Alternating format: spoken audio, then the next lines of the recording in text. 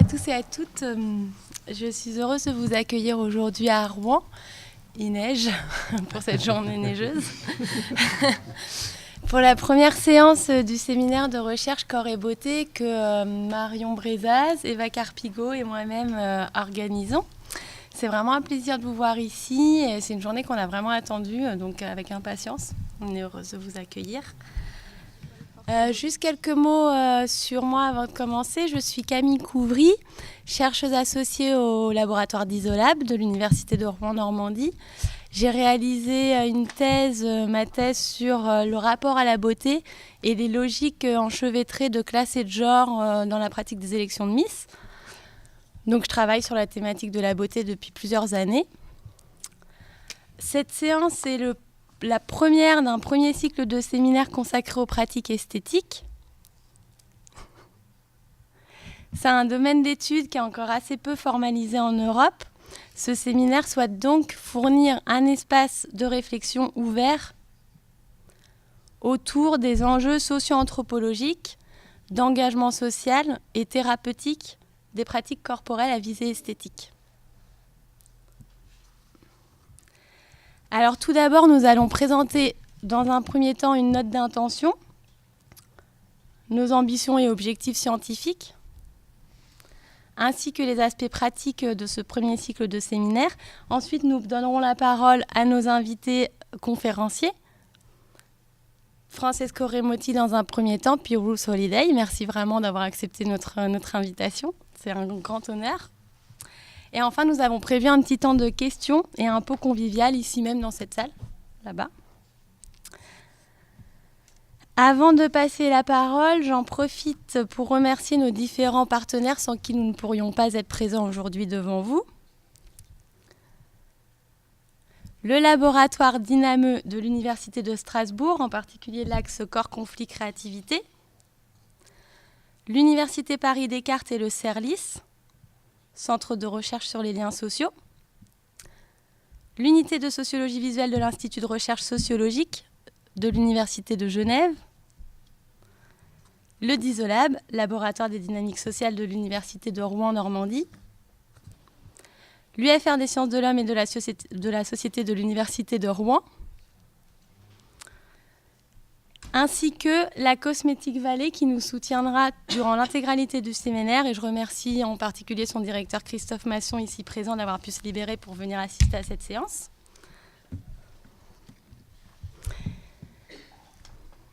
Je remercie en particulier Sophie Devineau, François Féliu, Michael Isliano, Steven Michel, Alban Alexandre, Lucille Angeleri, ainsi que l'ensemble des personnes, doctorants, doctorantes, enseignants, chercheurs, chercheuses, qui aident à la réalisation logistique et soutiennent ce projet. Et nous allons maintenant avoir le plaisir d'entendre le mot de bienvenue de messieurs Philippe Lannes, vice-président de l'université, et Patrice Cohen. Merci beaucoup. Vice-président, pas président, sinon après je vais avoir des problèmes avec le président.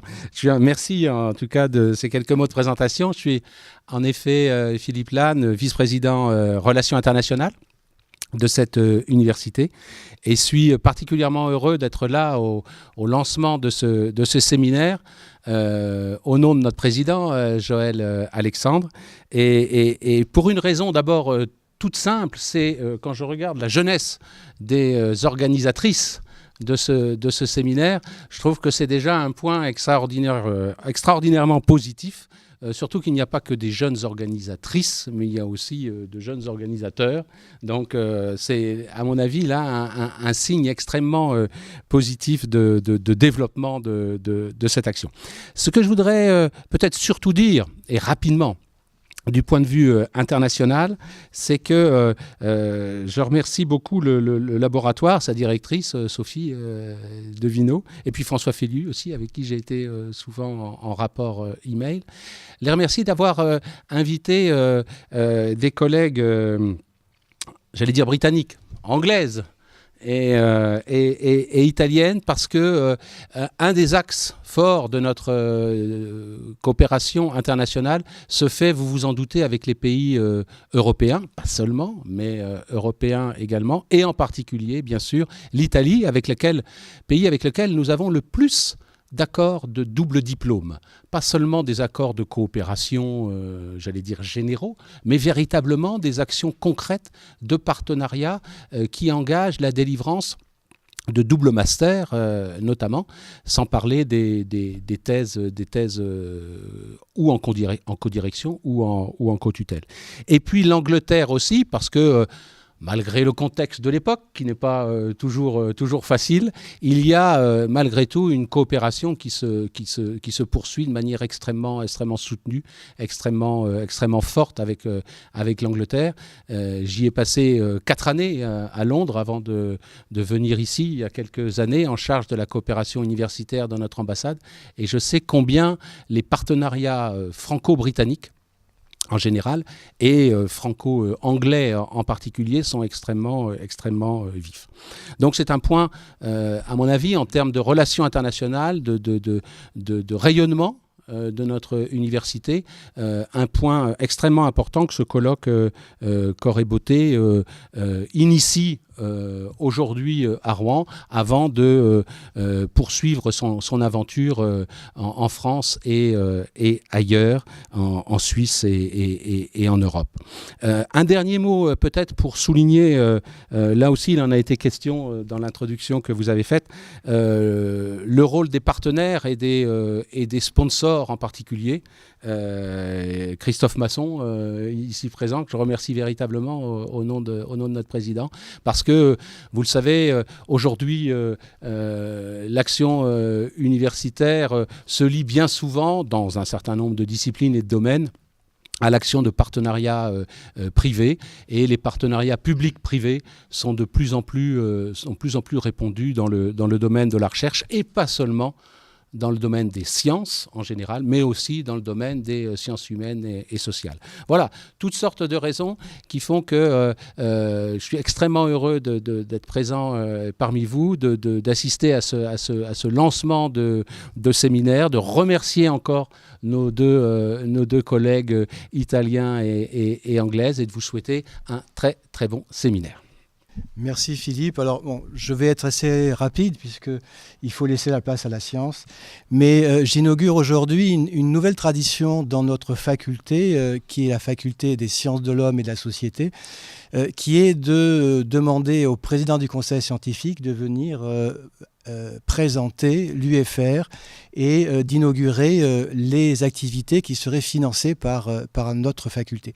Donc c'est à la demande de notre doyenne, Teresa Rebello, et donc c'est la première fois que je fais cet exercice, et je le fais d'autant plus avec plaisir que je suis très sensible, comme Philippe Lannes, à cet événement, qui est un très bel événement qui signe les initiatives de jeunes chercheuses, d'ici et d'ailleurs. Et le conseil scientifique de notre UFR, le conseil de gestion et l'ensemble de l'UFR a salué cette initiative. Et c'est pour ça que je tenais à le dire devant vous aujourd'hui. Au moins pour 3 raisons. Alors ça va compléter ce qu'a dit Philippe Lannes. La première, c'est que forcément le sujet est novateur. Vous avez su par vos 3 compétences initier une nouvelle réflexion. Donc chacune avec des compétences différentes. Et je pense qu'on a remarqué cette plus-value scientifique qui est très notable dans notre UFR. Le deuxième élément, c'est l'organisation conjointe dans différents lieux qui permet la circulation du savoir, et pour lequel nous sommes dans une époque d'internationalisation, hein, et donc nous sommes très heureux de voir que les jeunes chercheuses participent à ce genre de dynamique. Et enfin, le fait que vous invitiez des personnes renommées, à forte compétence, et qui nous permet de pouvoir accueillir nos collègues britanniques et italiens aujourd'hui. Et nous tenions à vous souhaiter la bienvenue, bien sûr, au nom de notre faculté, pour la plus-value que vous allez apporter à cette réflexion scientifique. Et donc, un petit mot pour Camille, que je connais depuis... Camille Couvry depuis des années. Donc, non seulement je te remercie, je te félicite pour cette initiative et tout ce travail que tu fais depuis ta thèse Et quand on sait des difficultés qu'on a forcément après les thèses. Donc bravo et félicitations. Et je vous souhaite à tous, bien sûr, un excellent séminaire et de très bonnes discussions. Merci beaucoup pour cet accueil. Donc, je poursuis avec la note d'intention qui va introduire les objectifs scientifiques de notre séminaire et en même temps l'intérêt et l'originalité de notre approche. Donc, je m'appelle Eva Carpigo. Je suis doctorante à l'Université de Strasbourg en co-direction avec la Universidad Autónoma Metropolitana de Mexico.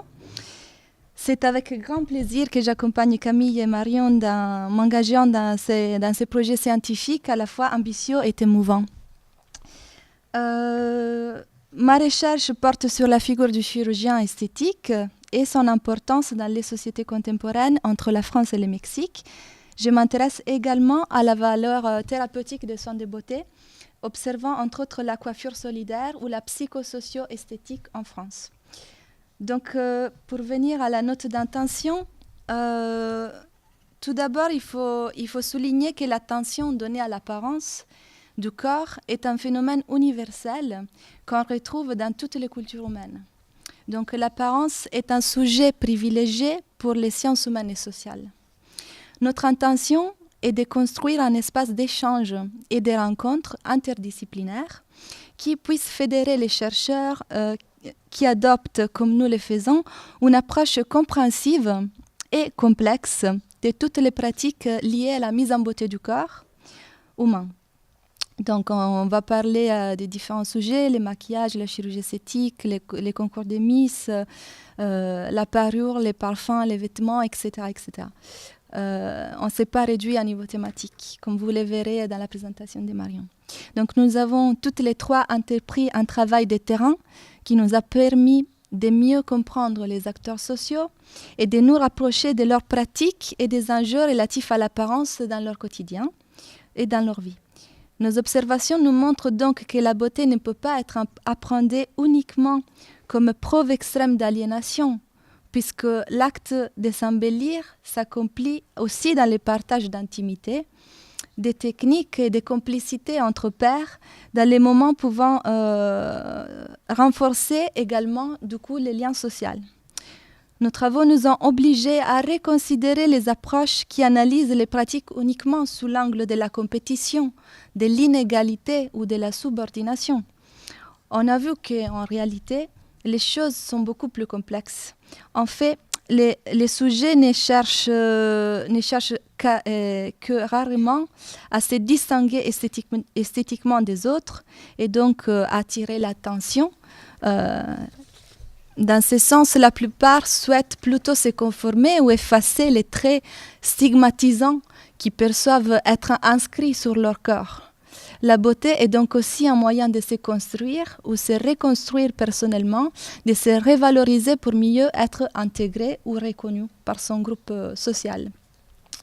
Donc, la beauté, elle peut constituer dans certaines configurations un moteur de bien-être psychologique et social. D'un autre côté, nous refusons aussi les approches psychologiques qui ont la tendance à réduire les recours à des pratiques esthétiques en diagnostic pathologisant et donc qui les réduisent du coup à des troubles du narcissisme, d'une personnalité narcissique ou sinon à des effets d'une pathologie qui est indiquée comme dysmorphophobie. Donc on ne peut pas réduire les pratiques de beauté à ces pathologies. Au contraire, elles peuvent être aussi une excuse, par exemple, et un moyen de s'extraire de la contrainte de productivité, donc une productivité domestique ou professionnelle. Donc il faut nuancer les propos et peut-être complexifier cette vision qui a la tendance à être unique. Donc, par ailleurs, de nombreuses approches associent l'essor des pratiques de beauté à l'affirmation d'une société capitaliste et individualiste. Et dans le monde anglophone, on utilise le mot beauty industry, donc industrie de la beauté. Et cette idée nous semble sous-tendre l'idée d'une industrie dominante qui manipule les désirs des sujets. Donc nous voudrions au contraire nous concentrer aussi sur la pluralité des acteurs qui composent cette industrie et qui comprend entre autres des membres des classes populaires qui trouvent un épanouissement professionnel et une émancipation sociale aussi dans certains métiers de la cosmétique. Donc les opérateurs de beauté dans ce sens deviennent de plus en plus des références pour leur communauté. Et on voit apparaître de nouveaux espaces de stratégie de mobilité sociale qu'il faut reconnaître. Donc, nous mettrons en avant aussi les aspects ludiques et les aspects créatifs qui sont souvent absents des analyses académiques et qui pourtant importent pour les interlocuteurs qui nous décrivent leur vécu. Donc, la beauté peut alors être envisagée comme une forme de résistance joyeuse face aux difficultés du quotidien.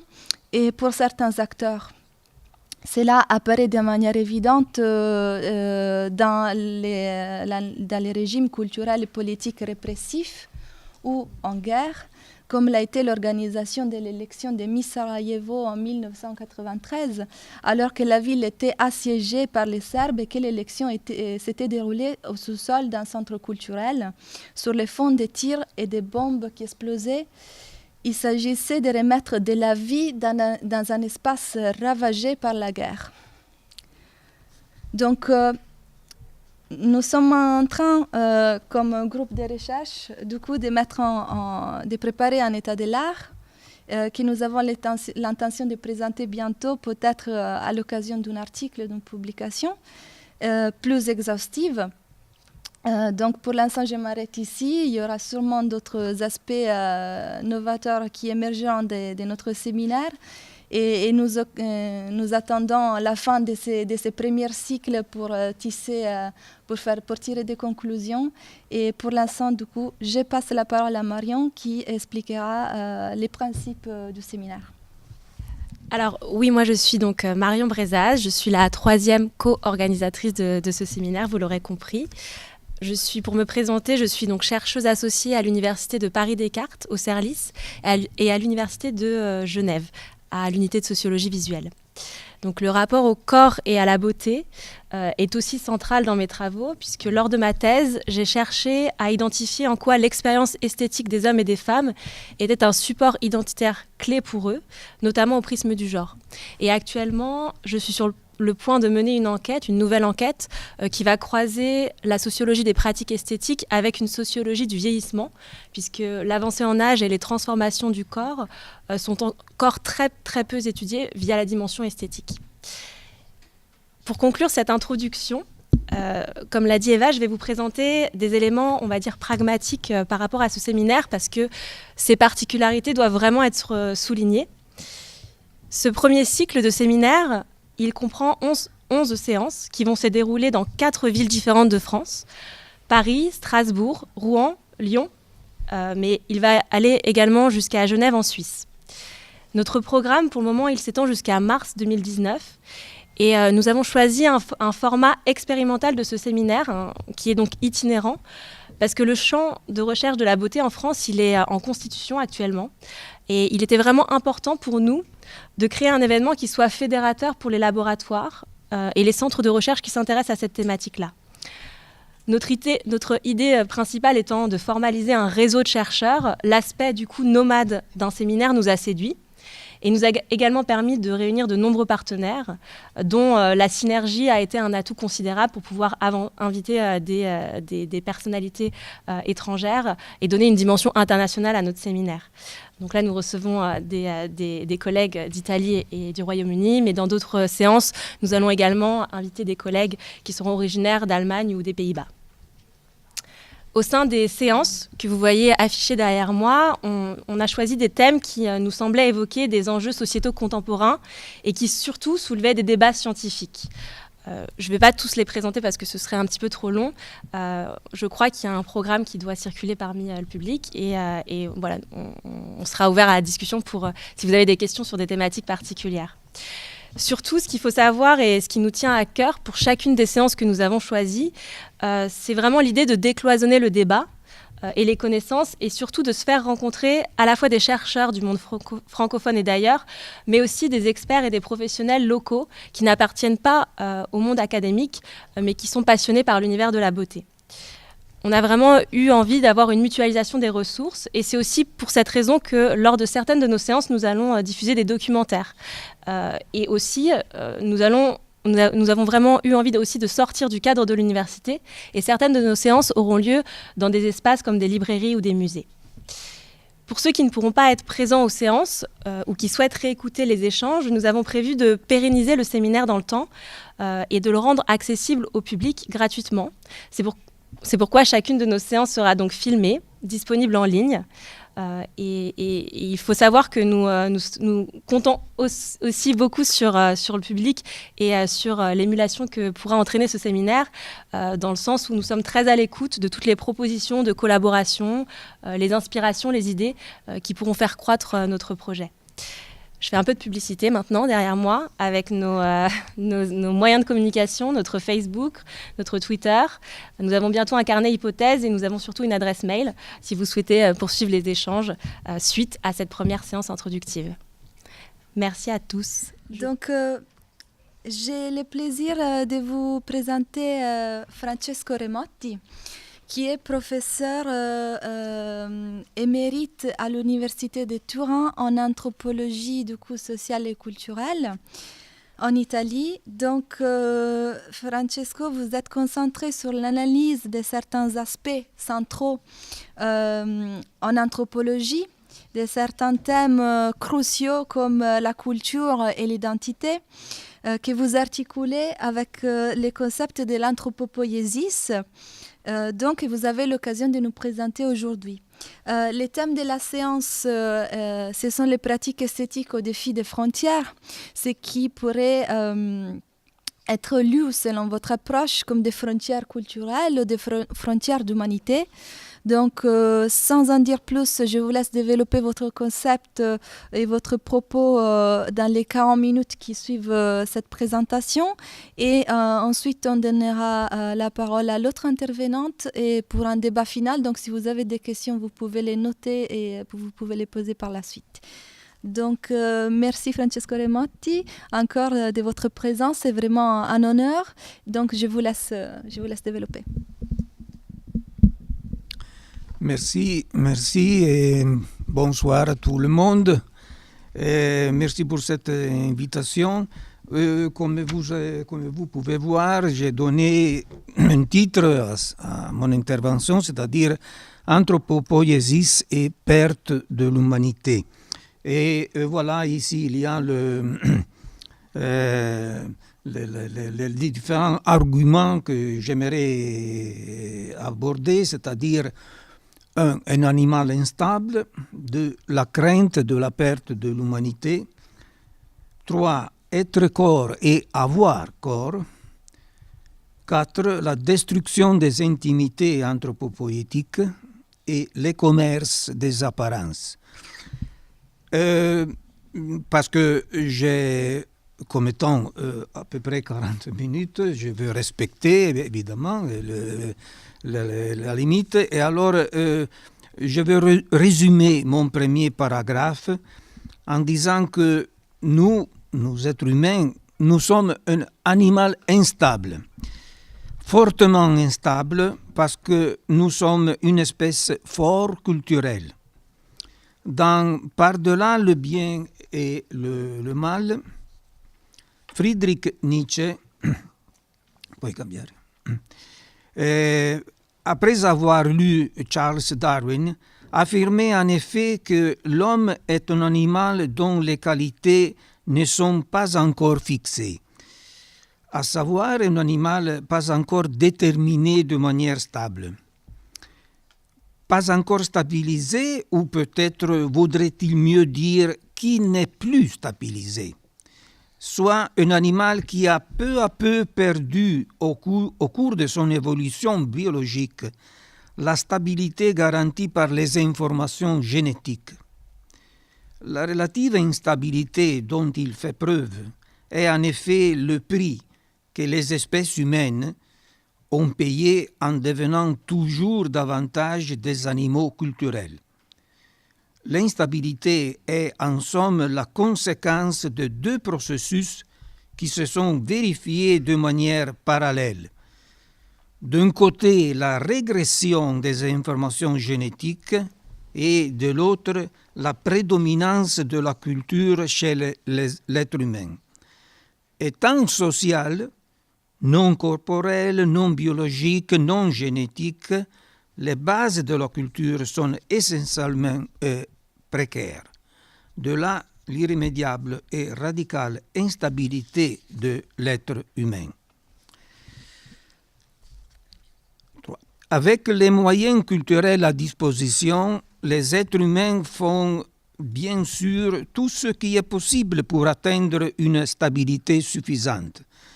Et la voie principale pour l'acquérir semble précisément être en premier lieu l'anthropo-poïesis, à savoir l'invention, la représentation et l'adoption de formes spécifiques d'humanité, de sorte de passer de l'indétermination biologique dont on vient de parler à une détermination culturelle de la condition humaine.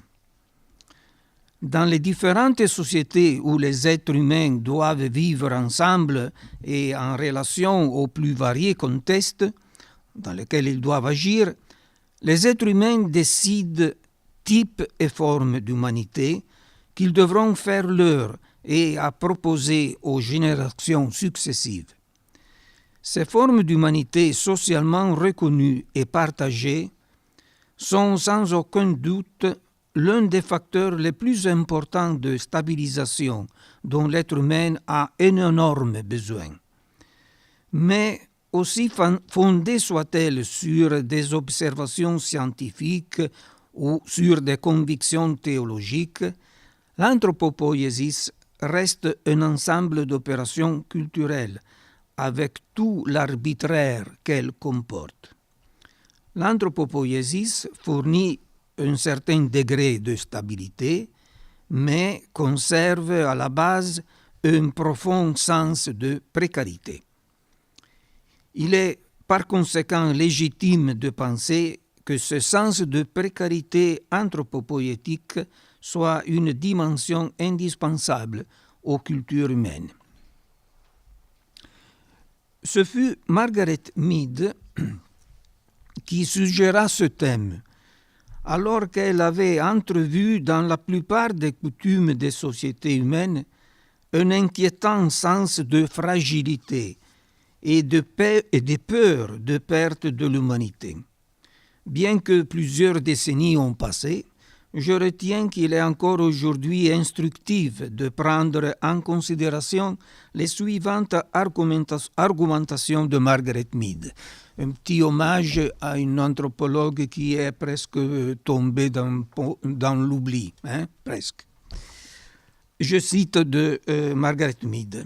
« Bien avant qu'il y eut des philosophes pour formuler théoriquement le problème, des hommes hirsutes au corps maculé de boue avaient senti que cette humanité fragile qui était en eux risquait de se perdre, qu'il fallait la protéger au moyen d'offrandes, de sacrifices, d'interdits, que d'âge en âge, chaque génération devait veiller sur elle.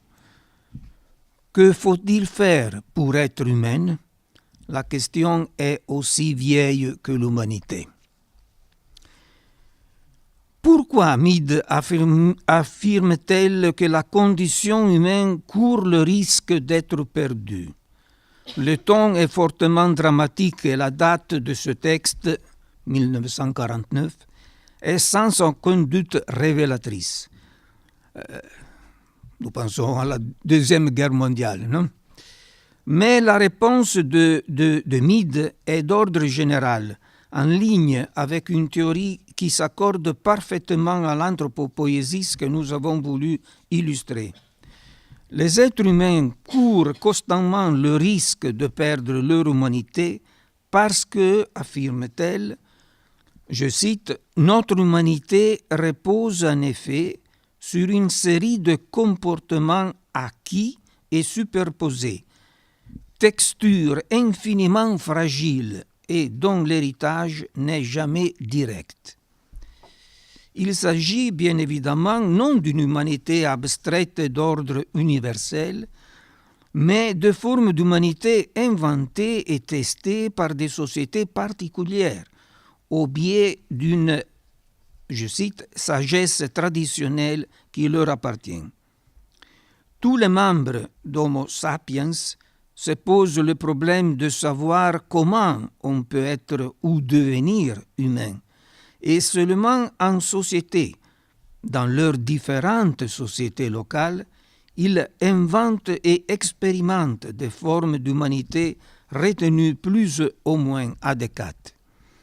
Mead entrevoit en cela une sagesse que nous pourrions qualifier certainement comme anthropo-poïétique. Fait partie de cette sagesse la prise de conscience de la précarité des formes d'humanité, c'est-à-dire de leur fragilité, du risque donc qu'elles soient perdues. Mead attribue une telle prise de conscience à des hommes aux cheveux hirsutes et au corps maculé de boue. Il ne faut pas être philosophe pour comprendre le gouffre qui s'ouvrirait si les formes d'humanité adoptées se perdaient.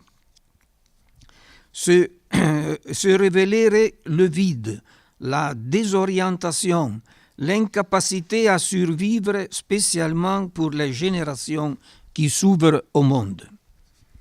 Eh bien, cette crainte, je cite, est un effet de la sagesse humaine et ne doit certainement pas être attribuée à quelque chose d'irrationnel ou de bizarre. Il arrive que cette peur soit exprimée en termes sociaux et qu'elle soit donc partagée socialement, surtout au moyen d'apparats rituels qui l'atténuent. Cependant, cette peur est aussi la motivation plus profonde d'une attitude typiquement anthropo-poïétique que Mead perçoit dans presque tous les milieux culturels et sociaux, à savoir celle de prendre soin des formes d'humanité adoptées non de manière abstraite et purement spéculative, mais en portant attention à tous les détails, à tous les contextes particuliers dans lesquels les êtres humains manifestent leur choix anthropo-poïétique, leur forme d'humanité particulière. Et je cite encore une phrase de Mead, « Cette crainte de la perte d'humanité est si profonde qu'elle peut porter sur les actes les plus minimes et les moins significatifs. Les moindres détails des us et des coutumes, nature des aliments, par exemple, heure de repas, qualité des convives ou forme des assiettes, peuvent devenir des critères auxquels l'homme rattache sa condition humaine. 3. Être corps et avoir corps. Le thème de l'alimentation est bien sûr seulement un exemple. Il a cependant un rapport avec le corps et le corps, dans la totalité de ses aspects, de ses fonctions, non seulement relève de tout projet anthropo-poïétique, mais en constitue sans aucun doute un des moments inévitables et centraux. Même pour l'anthropo-poïésis la plus spirituelle, qui en voulant modeler l'esprit en arrive à dédaigner le corps il est toujours là et subit les effets esthétiques d'un choix anthropo-poïétique qui veut viser seulement à l'esprit. On peut donc aussi décider de mortifier le corps, comme dans certains moments de la spiritualité chrétienne, par exemple, ou de négliger le corps en l'abandonnant au processus purement naturel, comme parmi les renonceurs de l'Inde. Mais même quand on ne veut poursuivre aucun idéal de beauté corporelle, se déterminent des effets esthétiques sur le corps. Il convient en effet de distinguer à propos du corps, modèles de beauté et effets esthétiques. Les modèles de beauté, élaborés et poursuivis, font bien sûr partie d'une esthétique du corps, mais il peut y avoir des projets anthropo-poïétiques de type ascétique, par exemple, qui délibérément ne poursuivent pas des modèles de beauté du corps et qui, cependant, produisent sur le corps des effets esthétiques, même en vertu de la simple non-intervention. Pensons par exemple au fait de se laisser pousser barbe, cheveux, ongles, etc. Pourquoi le corps est-il aussi inévitable sous le profil anthropo-poïétique, même quand l'anthropo-poïesis a pour but tout autre chose que le corps? Helmut Plessner y répond en établissant une distinction entre être corps, Leib sein, et avoir corps, Körper haben. Distinction qui différencie la condition humaine des autres espèces animales. Comme n'importe quelle autre espèce, nous sommes corps, et nous ne pouvons pas ne pas l'être. Mais contrairement aux autres espèces animales, les êtres humains peuvent assumer une position en dehors de leur propre corps et se regarder de l'extérieur en agissant sur eux-mêmes. Pour Plessner, c'est dans cette dimension d'avoir un corps que se niche la possibilité du langage, tout autant que celle de se façonner et de se construire soi-même, soit ce que nous avons appelé anthropo-poïesis.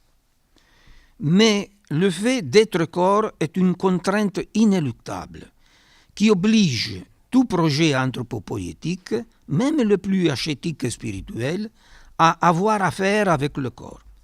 Nous avons déjà observé que les projets anthropo-poïétiques peuvent avoir des objectifs et des contenus différents et, en ce qui concerne le corps, peuvent aller de l'extrême du mépris, du désintérêt et de l'abandon à l'extrême opposé, celui de la vénération, du culte et de la culture du corps. Mais comment prend forme la culture du corps?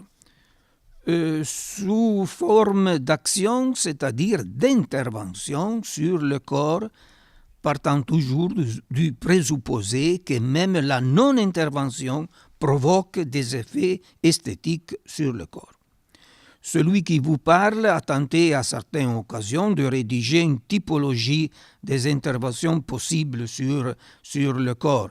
La dernière version proposée, la voilà, je ne sais pas si on peut le lire, mais c'est un peu petit, et qui n'est certainement pas définitive, la suivante, et je ne lis pas pour ne perdre pas de temps. Il s'agit de 23 catégories dont les 19 premières concernent le corps des vivants, tandis que les 4 dernières se réfèrent au corps sur le point de mourir ou désormais défunt, parce qu'il y a aussi les interventions funéraires.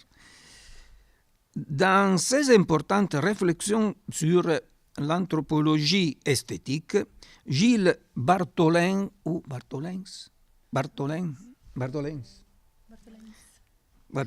Gilles Bartholin a voulu faire remarquer qu'une telle taxonomie, aussi exhaustive et aussi complète soit-elle, reste en deçà du problème de la signification culturelle des différentes pratiques. En effet, l'objectif que je m'étais proposé et que je retiens encore valable est préalable à toute enquête sur la signification culturelle des différentes pratiques.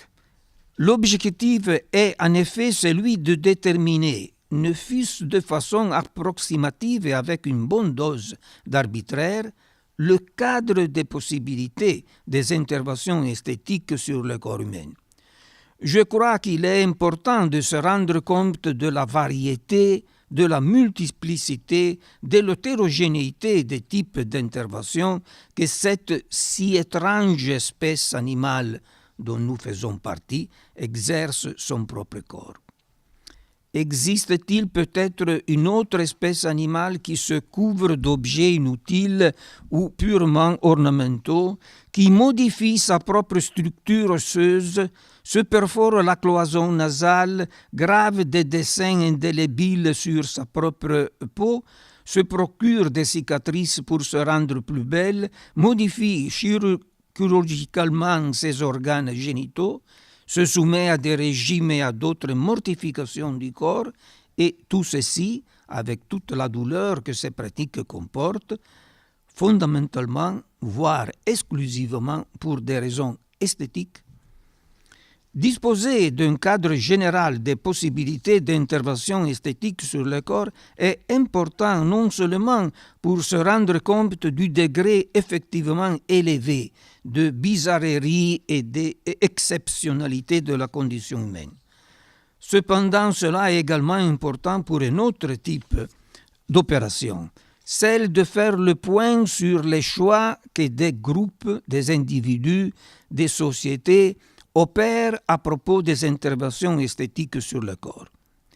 Il devient ainsi plus évident, non pas pourquoi, mais bien que certaines sociétés tendent à adopter un nombre élevé de types d'interventions, alors que d'autres se concentrent sur certaines interventions et en rejettent d'autres. Comprendre pourquoi, dans certaines sociétés, on veut coudre les petites lèvres de jeunes filles afin de construire une virginité artificielle demande certainement d'aller outre la typologie et de dénicher au moyen d'opportunes fouilles ethnographiques les possibles significations culturelles et donc locales de ces si étranges et douloureuses opérations. Mais se rendre compte de comment dans d'autres sociétés, toujours en Afrique, on s'ingénie au contraire à allonger les petites lèvres de façon à augmenter le plaisir érotique des deux partenaires, contribue à illuminer par contraste les deux interventions. Quatrième paragraphe, le dernier, la destruction des intimités anthropo-poïétiques et le commerce des apparences. Au lieu de s'attarder sur l'élucidation des différents types d'interventions esthétiques sur le corps, Gilles Bartholins propose de miser sur un concept qui recouvre l'éventail entier des interventions, donnant à cette multiplicité cohérence et prégnance de signification. Le concept qu'il propose est apparence, particulièrement dans l'expression culture de l'apparence. En ce qui m'y concerne, j'accueille fort volontiers l'invitation à souligner, comme du reste je l'ai déjà fait lors de mon exposé au colloque de Strasbourg et dans mes différents écrits précédents, l'importance de ce concept, spécialement s'il est lié au thème de la reconnaissance sociale de la personne sur le plan esthétique. Bartholins nous porte toutefois sur une autre voie, elle aussi intéressante et féconde, celle qui relie l'apparence à l'intériorité, en soutenant sur les traces de Philippe Descola que cette distinction entre un soi physique et un soi intérieur est repérable dans n'importe quel type de société. Bien qu'elle puisse être conçue et articulée de différentes manières, elle est néanmoins universelle. Pour donner plus de force et de sens à cette distinction, il me semble opportun de la superposer, du moins en partie, avec la distinction de Plessner évoquée précédemment. On pourrait faire coïncider l'extériorité ou la physicalité avec le Leibsein, l'être-corps, et l'intériorité avec le Körperhaben, avoir corps. J'ai voulu superposer cette distinction dans le but d'induire à concevoir l'intériorité non pas en termes d'entité, un sujet donné, un moi rétabli, en somme une res cogitans, mais bien en termes fonctionnels et opératifs. L'intériorité serait donc à comprendre comme une zone ou une sphère à l'intérieur de laquelle s'exprime la faculté d'avoir un corps, de disposer d'un corps, de intervenir ou aussi de ne pas intervenir sur son propre corps, soit la zone où un sujet ou une personne se forme au moment même où il intervient sur le corps.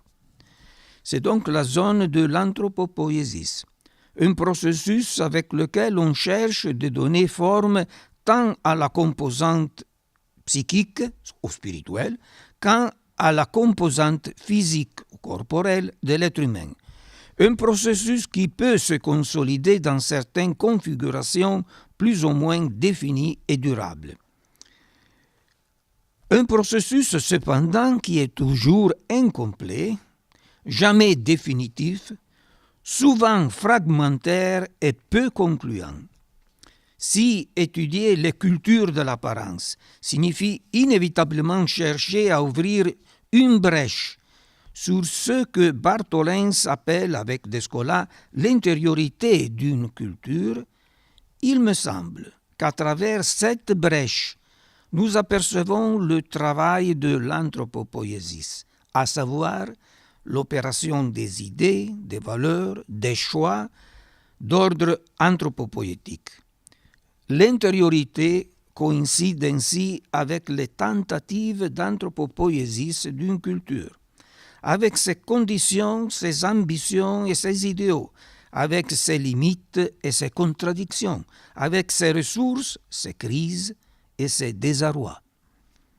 Le parcours de la recherche ne va donc pas de l'apparence à la substance, selon l'ontologie typique de la pensée occidentale, mais de l'apparence des corps, à savoir des effets des interventions esthétiques sur le corps, aux mêmes interventions, c'est-à-dire à la pluralité des sujets humains qui agissent dans des conditions historiques particulières et qui cherchent à conférer une quelque forme à leur corps selon des modèles d'humanité partagés, quoique pas toujours clairs et linéaires. L'anthropo-poïesis n'est presque jamais un processus sans équivoque, puisque l'anthropo-poïesis subit les effets de crise dans lesquels tombent les cultures humaines. Dans l'exposé présenté au colloque de Strasbourg, j'avais soutenu qu'à la base de toute anthropo-poïesis, il y a une profonde et radicale désorientation et que la recherche de la beauté, le culte de l'apparence est une des façons pour donner une direction, atténuer la désorientation, conférer une certaine stabilité. Chaque culture mène en son sein sa propre bataille contre la désorientation anthropopoétique, étant donné que, selon Margaret Mead, chaque culture, consciente de sa propre fragilité, couve en soi la peur de la perte de la propre humanité. Que se passe-t-il alors quand une culture est brisée, quand ses conditions anthropopoétiques sont condamnées, bafouées, outragées, quand ces formes d'humanité dépassées par d'autres cultures perdent consensus et crédibilité? Sous ce profil, le colonialisme a été un énorme et bouleversant processus historique de déshumanisation, de perte d'humanité. Un processus dans lequel les sociétés impliquées ont assisté à la perte de leurs conditions, de leurs objectifs, de leurs expédients et de leurs moyens anthropopoétiques. Pour comprendre d'une part la profondeur des crises anthropopoétiques et de l'autre leur contre-coup sur le plan esthétique, il n'est pas inutile de relire certaines pages de Frantz Fanon. Dans Peau noire et masque blanc, Fanon met en lumière la lacération des modèles d'humanité, au point que l'habitant de Madagascar, par exemple, a été amené, je cite, à se poser la question de savoir s'il était un homme ou pas. Lorsque la base anthropo-poïétique de sa propre société s'écroule, la seule voie de salut qui se profile est l'adoption de l'apparence du conquérant. Pour le noir, affirme Fanon, il n'existe qu'une porte de sortie et elle donne sur le monde blanc. Attention, il ne s'agit pas d'une imposition de la part du blanc, car c'est par l'intérieur, je cite, par son intériorité, une intériorité ébréchée, détruite, que le noir va essayer de rejoindre le sanctuaire blanc. Fanon ajoute, il y a chez l'homme de couleur une tentative de fuir son individualité, de néantiser son être là. Être là, expression de Sartre, etc. Il est significatif que dans cette tentative de transiter des décombres de son propre monde au sanctuaire blanc, le noir s'agrippe aux manifestations les plus évidentes de l'apparence blanche. Les vêtements, les objets d'usage commun, la dernière mode, soit les formes extérieures, tout comme il est particulièrement significatif que, à propos d'apparence, se pose le problème éminemment esthétique de la couleur. Ayant perdu sa propre humanité, il s'agit d'entreprendre le chemin d'une progressive assimilation au monde des Blancs. À Martinique, affirme Fanon, il est habituel de rêver à une forme de salut qui consiste à se blanchir magiquement. En d'autres mots, il faut faire tout ce qui est possible pour blanchir la race. Cela, toutes les Martiniquaises le savent, le disent, le répètent.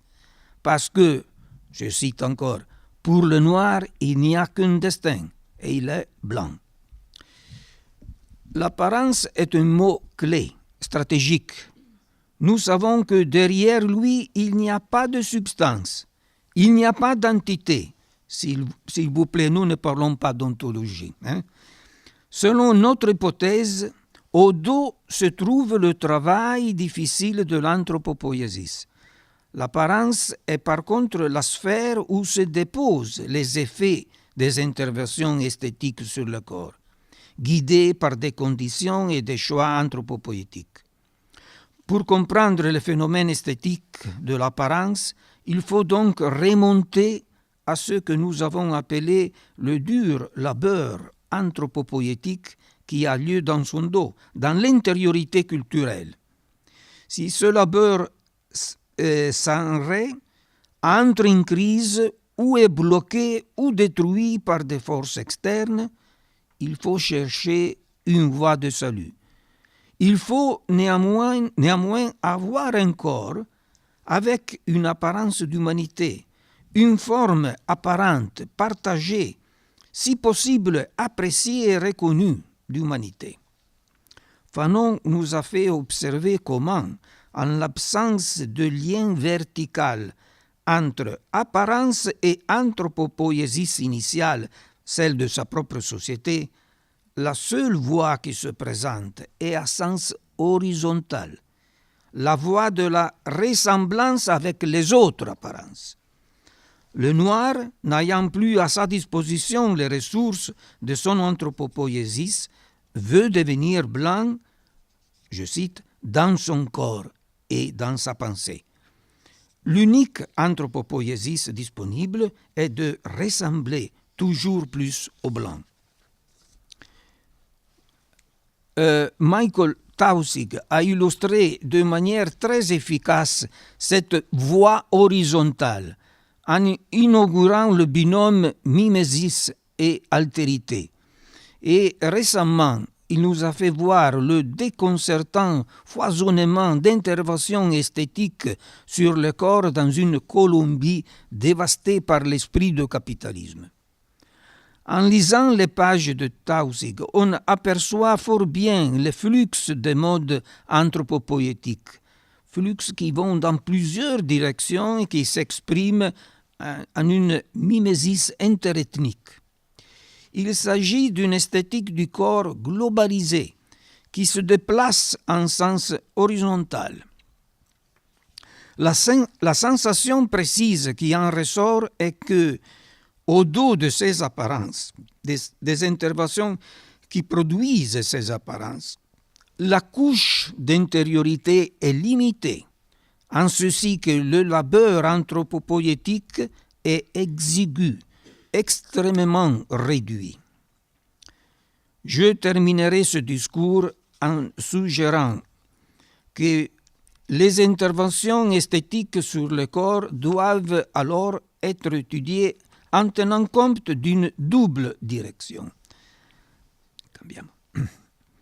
Double direction, celle verticale, qui de l'apparence remonte à l'intériorité de l'anthropo-poïesis, et celle horizontale, celle de l'imitation de la diffusion au niveau global, du tourisme esthétique international étudié par Ruth Holliday. Direction qui semble aujourd'hui être dominante, au détriment d'une anthropo-poïesis plus intime et profonde.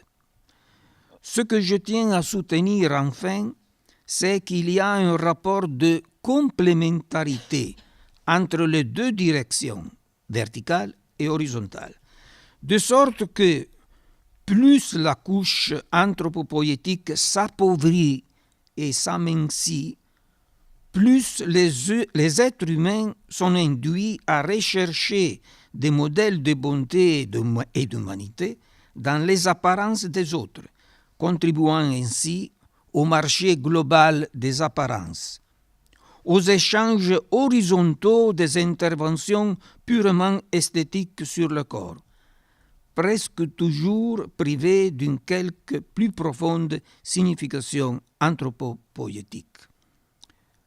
Cambiamo. L'appauvrissement culturel, en effet, c'est ce dont nous parlons, est très bien mesuré par la régression ou la disparition de l'intimité, c'est-à-dire du travail anthropo-poïétique en profondeur, un travail qui ne peut être que artisanal, Richard Sennett, un travail qui exige temps, méditation, sagesse, recherche du sens de l'humanité d'un côté et peur de perte de l'humanité de l'autre côté, invention de formes d'humanité douées de signification culturelle et pas seulement échangées, imitées, acquises au marché des apparences. Merci.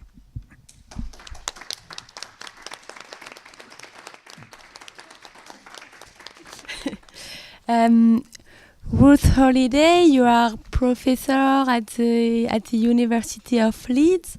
You work on body, cosmetic surgery, social classes, gender at the Department of Sociology and Social Policy. You lead an important and international fieldwork focused on the tourism of cosmetic surgery. And you study in particular the people from UK, China, Australia, who go to Europe, North Africa, and East Asia for cosmetic surgery. So we are happy to listen you now. So I'm going to focus on accounts from people in our research who were travelling abroad to have cosmetic surgery. To a number of different countries. I'm not really going to talk about the tourism bit. I'm just going to talk about the beauty bit for this seminar. So I'm going to just start by introducing the way in which we normally, or the way in which academics normally think about cosmetic surgery, and then try and move on using the narratives of our participants. So I think on the one hand, hegemonic discourse on cosmetic surgery tends to present it as a practice of vanity. It's very feminized.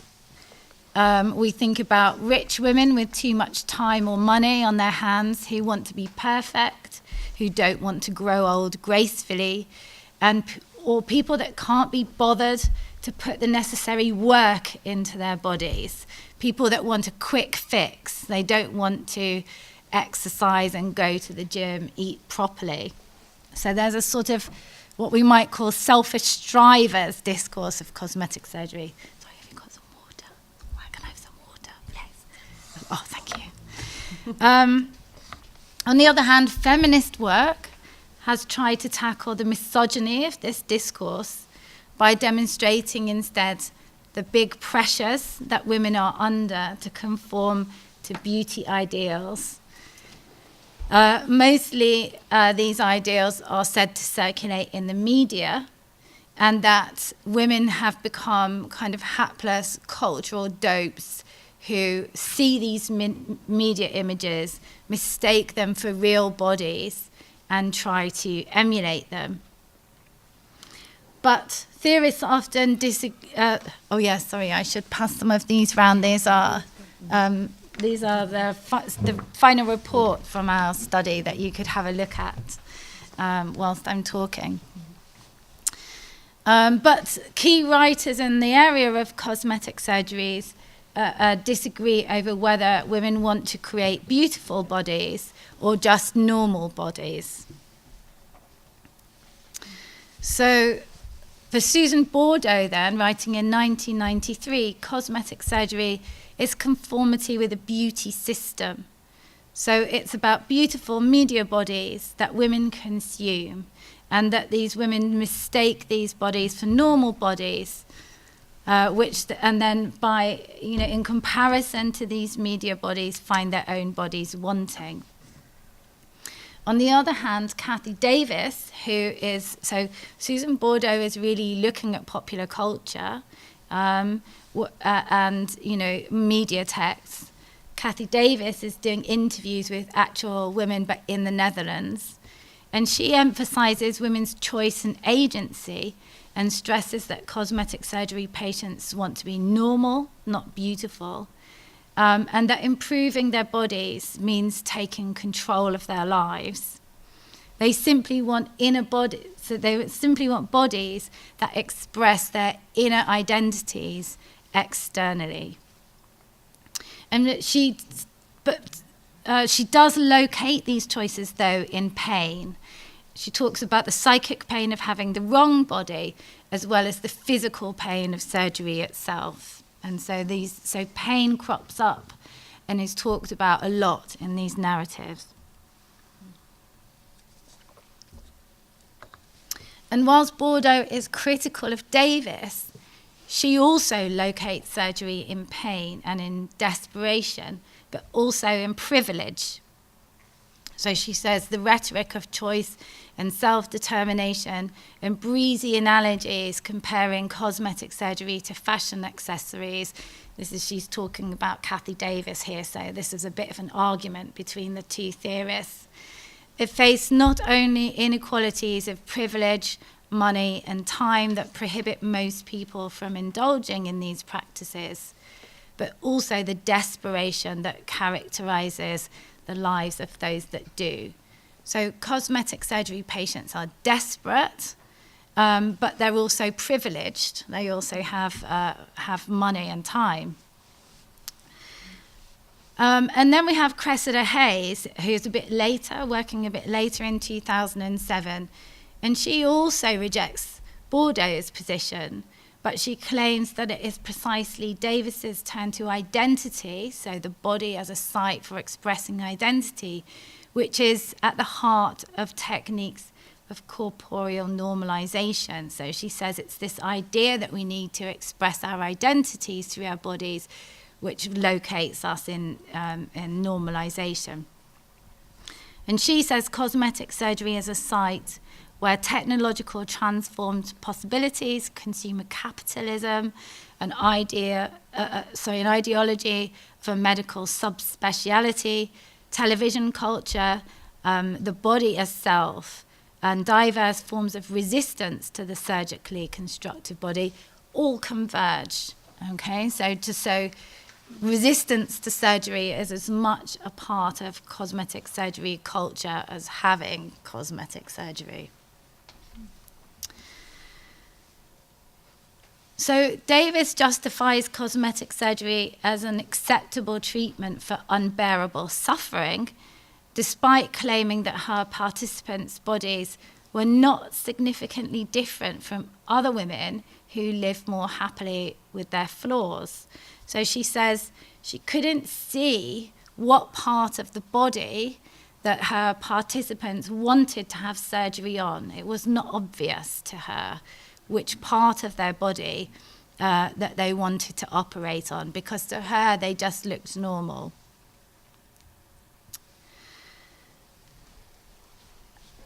But in drawing on Davis's evidence, Hayes proposes that psychological pain, therefore, is attached to the body through medical discourses after the fact.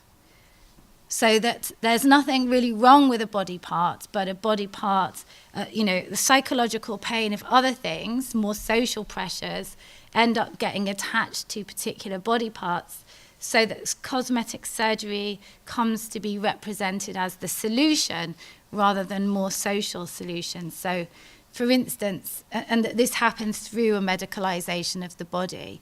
So surgeons may, for instance, use a discourse of micromastia to identify the problem of breasts that are too small and therefore in need of enhancement. And the cosmetic surgery recipient is encouraged through a discourse of identity to displace her unhappiness onto her failed body. But she mostly uses as evidence the US reality TV show Extreme Makeover. So she's really taking a piece of television that is designed for our entertainment and for our, pleasurable consumption as a reality of cosmetic surgery practice. So whilst I would say that there's a lot of merit in Hayes's critique of Davis and in Davis's critique of Bordeaux, there are limitations, I think, in using television as evidence and also of tackling cosmetic surgery only through the lens of feminism. Even a feminism that rejects, as Hayes does, a subject position located in what Wendy Brown calls wounded attachments. Okay, so wounded attachments, Wendy Brown talks about in terms of a researcher who identifies with and seeks out the victim of patriarchy. Okay, and Robin Wiegman puts this together into a theory which he calls identity knowledges, where people claim to speak as and on behalf of people in their identity category. So we get this, speaking for women as a woman and speaking against oppression by patriarchy, of which my respondents are victims and I as a woman am also part. She's very critical of this approach, which is quite, certainly in the UK and the US, quite a conventional feminist approach. Okay, and this is because these identity projects have attached to them a desire not just to describe inequality, but to eradicate it. They're political investments and aspirations of the authors who are speaking as well as for the people they claim to represent. And there's a logic that simply uncovering injustice raises consciousness, and that raising consciousness in and of itself will change things. Okay? But it's uncovering injustice is a very long way from changing it. And we also want to think about the fact that there are other ways of looking. So in our project, we rejected this approach, the conventional approach of women looking at the pressure on women who are forced to have cosmetic surgery because of their victimization through the beauty industry, whether that's the manufacture of products or the service of surgery or the TV shows that circulate information about those products and practices. And we did not claim similarity with our participants as women, but rather we recognized our difference from our participants as academics. Okay, so we are placed fundamentally differently from the people in our study. Okay. And we also decided to adopt an approach to not place cosmetic surgery explanations in the psyches of individuals, but rather in complex medical, cultural, economic, and national networks in which cosmetic surgery unfolds. So a nexus between materialities of bodies and spaces and communications. Okay, and in this I'm following Meredith Jones and Deborah Gimlin, for instance. So if you've had a look at the report that's gone round, our project we called Sun, Sea, Sand and Silicon, which most of our participants in the end found quite insulting. And we had to apologize for the title because they said it's not about sun and sea, it's a very serious business. And we looked at patients traveling from the UK and Australia and China to Europe, North Africa and East Asia. And we used semi-structured interviews and participant observations and photo and video diaries. We also traveled with patients to their destinations, and we followed them after they returned and talked to them sometimes 3 or 4 times throughout their journeys. And we even attended some consultations with surgeons. We had been expecting, because of this hegemonic discourse, that we would be following wealthy women who, with too much time and money. But in fact, what we found was that our participants were on low incomes, so 18,000, 19,000 pounds salary, annual salary was the average. They often lived in rented accommodation, which is more unusual in the UK than it is here. And the money they used to fund their surgeries came from small inheritances or savings or credit cards. They thought about it for a long time before having surgery. This is another thing that goes against the discourse of medical tourism that represents it as being women who are irresponsible, who make snap decisions perhaps whilst they're already on holiday to go and have a breast augmentation. Then it goes wrong, they come home and the British NHS has to repair their bodies. This is a common discourse. But they thought about it for 7 to 10 years before having it. They researched their surgeon really thoroughly, but not in the conventional way. They didn't look at medical qualifications because they couldn't understand, as I can't understand, what medical qualifications mean.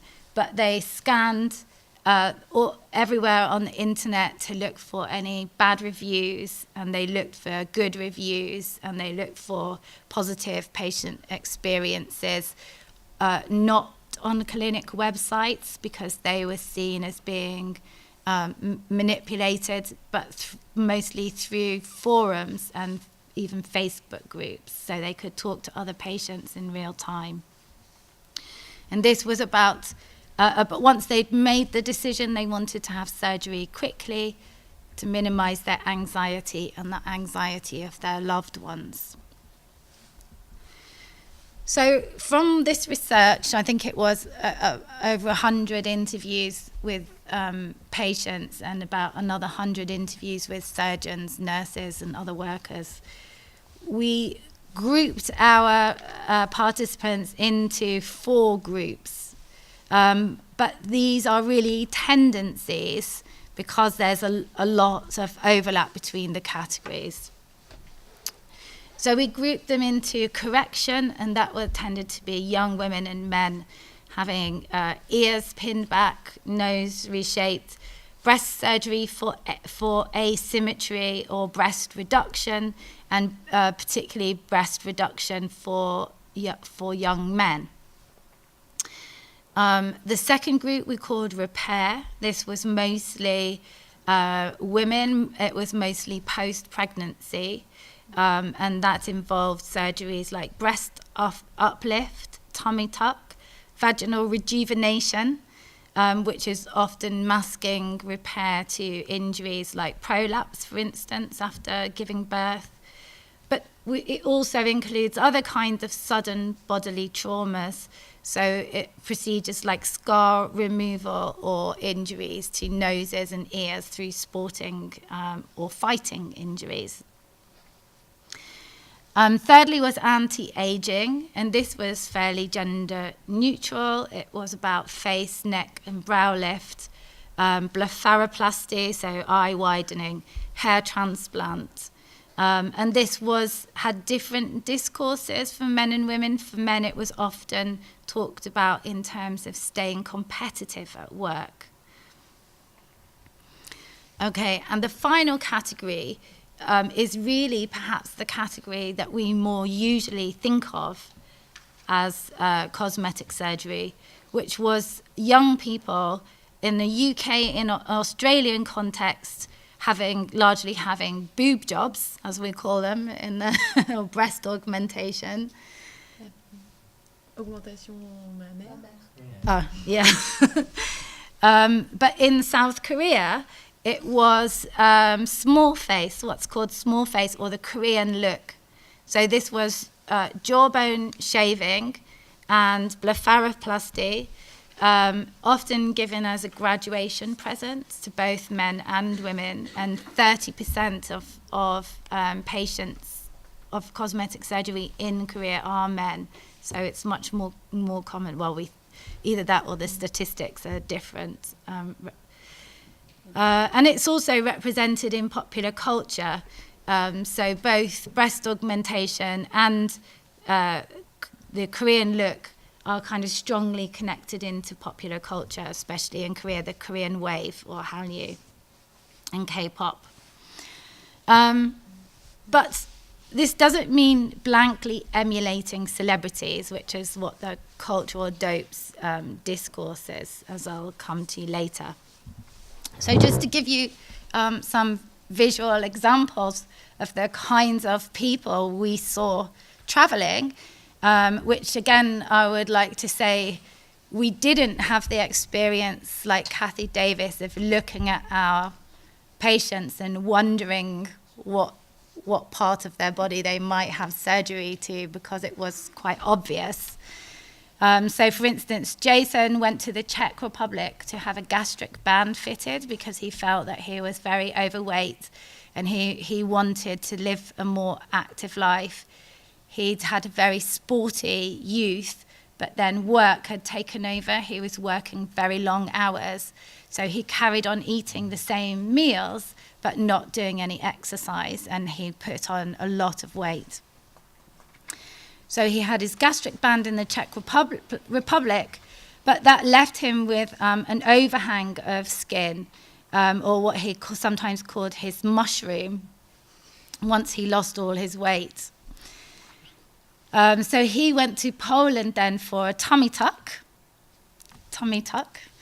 which involved removing the excess skin and sewing him back up. Unfortunately, Jason developed an infection from his... I'm showing you this because people often say that the reality of cosmetic surgery is played down. And I wanted to show you the kinds of things that go wrong. But nevertheless, to say that at the end of all of this, Jason was delighted with his surgery. So he had this extra wound. But eventually the scarring settled down, and this was the finished result, which he was very happy with. So key to Jason's story then is a story about his body. The material body is missing from many accounts of cosmetic surgery. The aspiration is out there somewhere. It doesn't matter what body you've got. Okay, and what we were finding was much more that it was people's actual fleshy material bodies that was the cause of their desire for cosmetic surgery. And more often comparison was with a body that someone once had of their own, and that was the body they wanted to get back to, not some idealized image in the media. So again, you know, Bordeaux says it had nothing to do with intersubjective standards of acceptable or normal feminine appearance for her. But for Jason, his body was obviously far from a standard body, and yet he never mentioned any kind of psychic pain.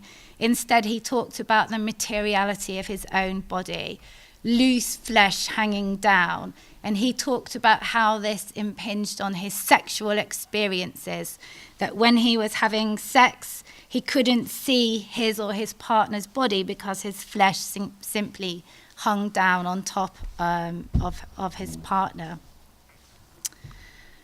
Okay, this is Julie, who is Australian, and she travelled to Thailand for cosmetic surgery for what surgeons would define as micromastia, but which would be breasts that would be very at home in most fashion magazines. So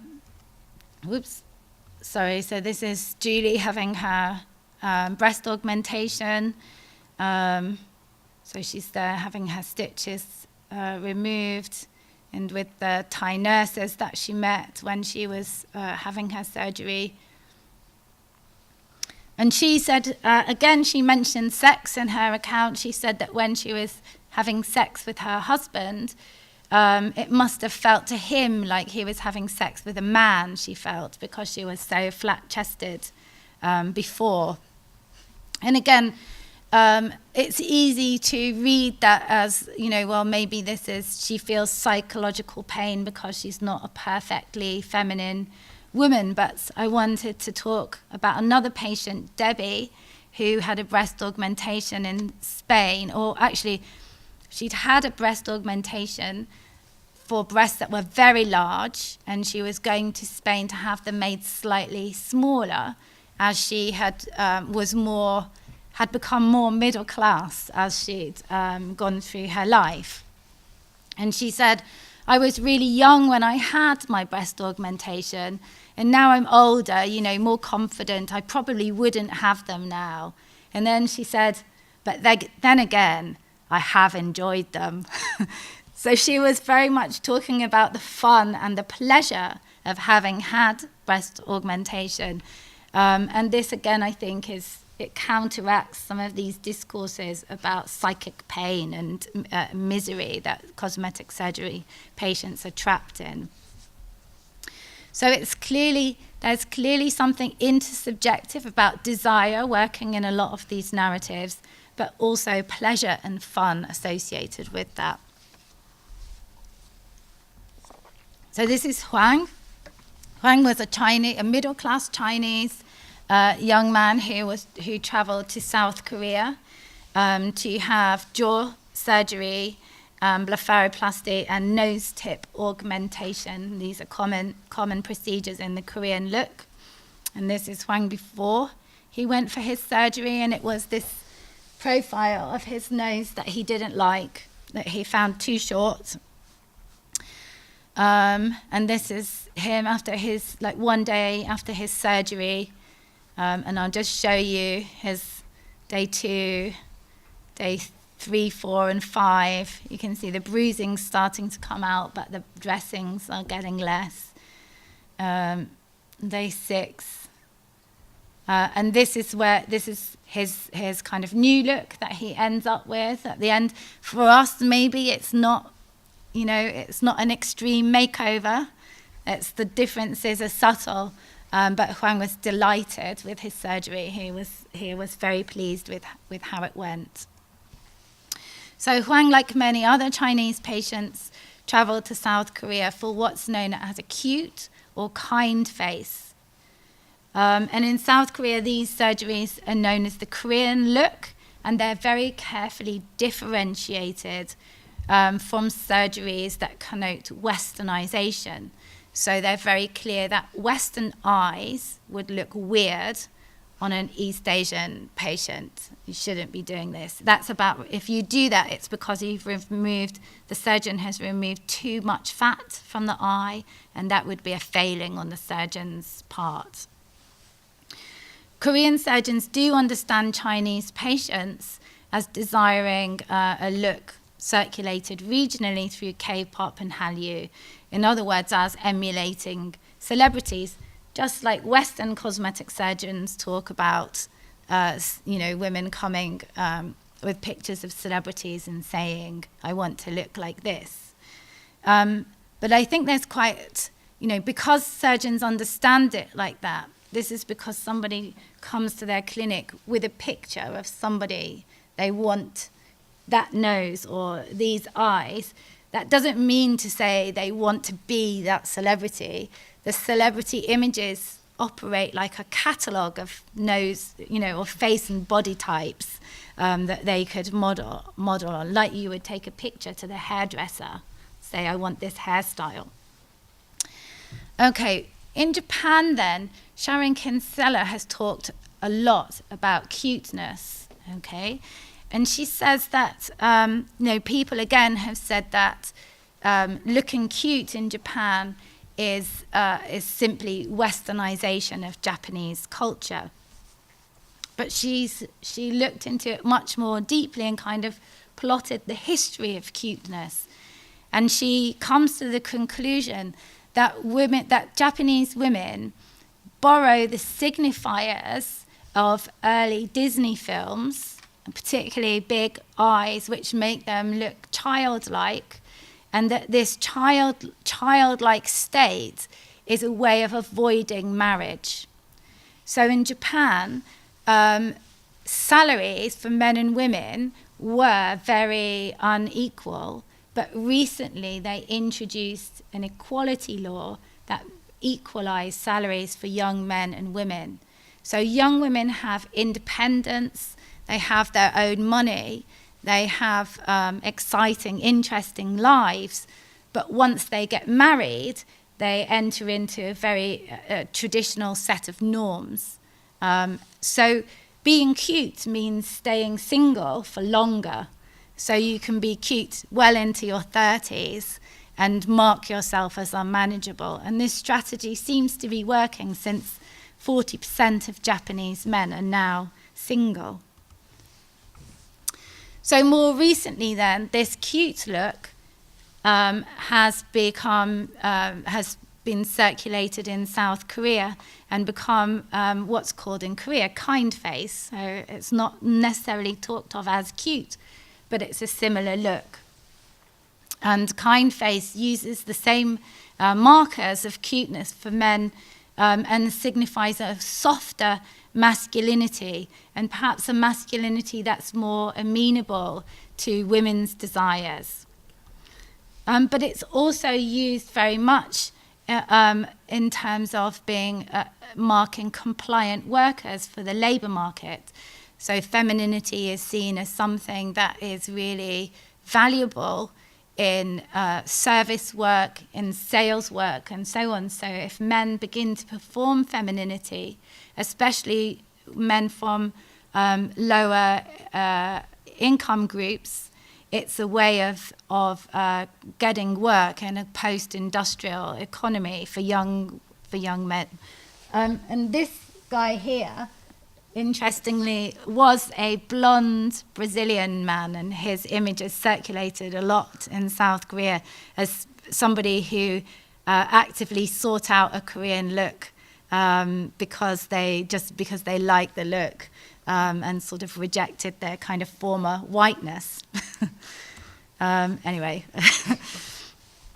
So I think, you know, since 1971, and before that probably, media theorists have been telling us that you know, have been arguing against this hypodermic needle model of media, and have been telling us that audiences, in fact, actively negotiate with media texts.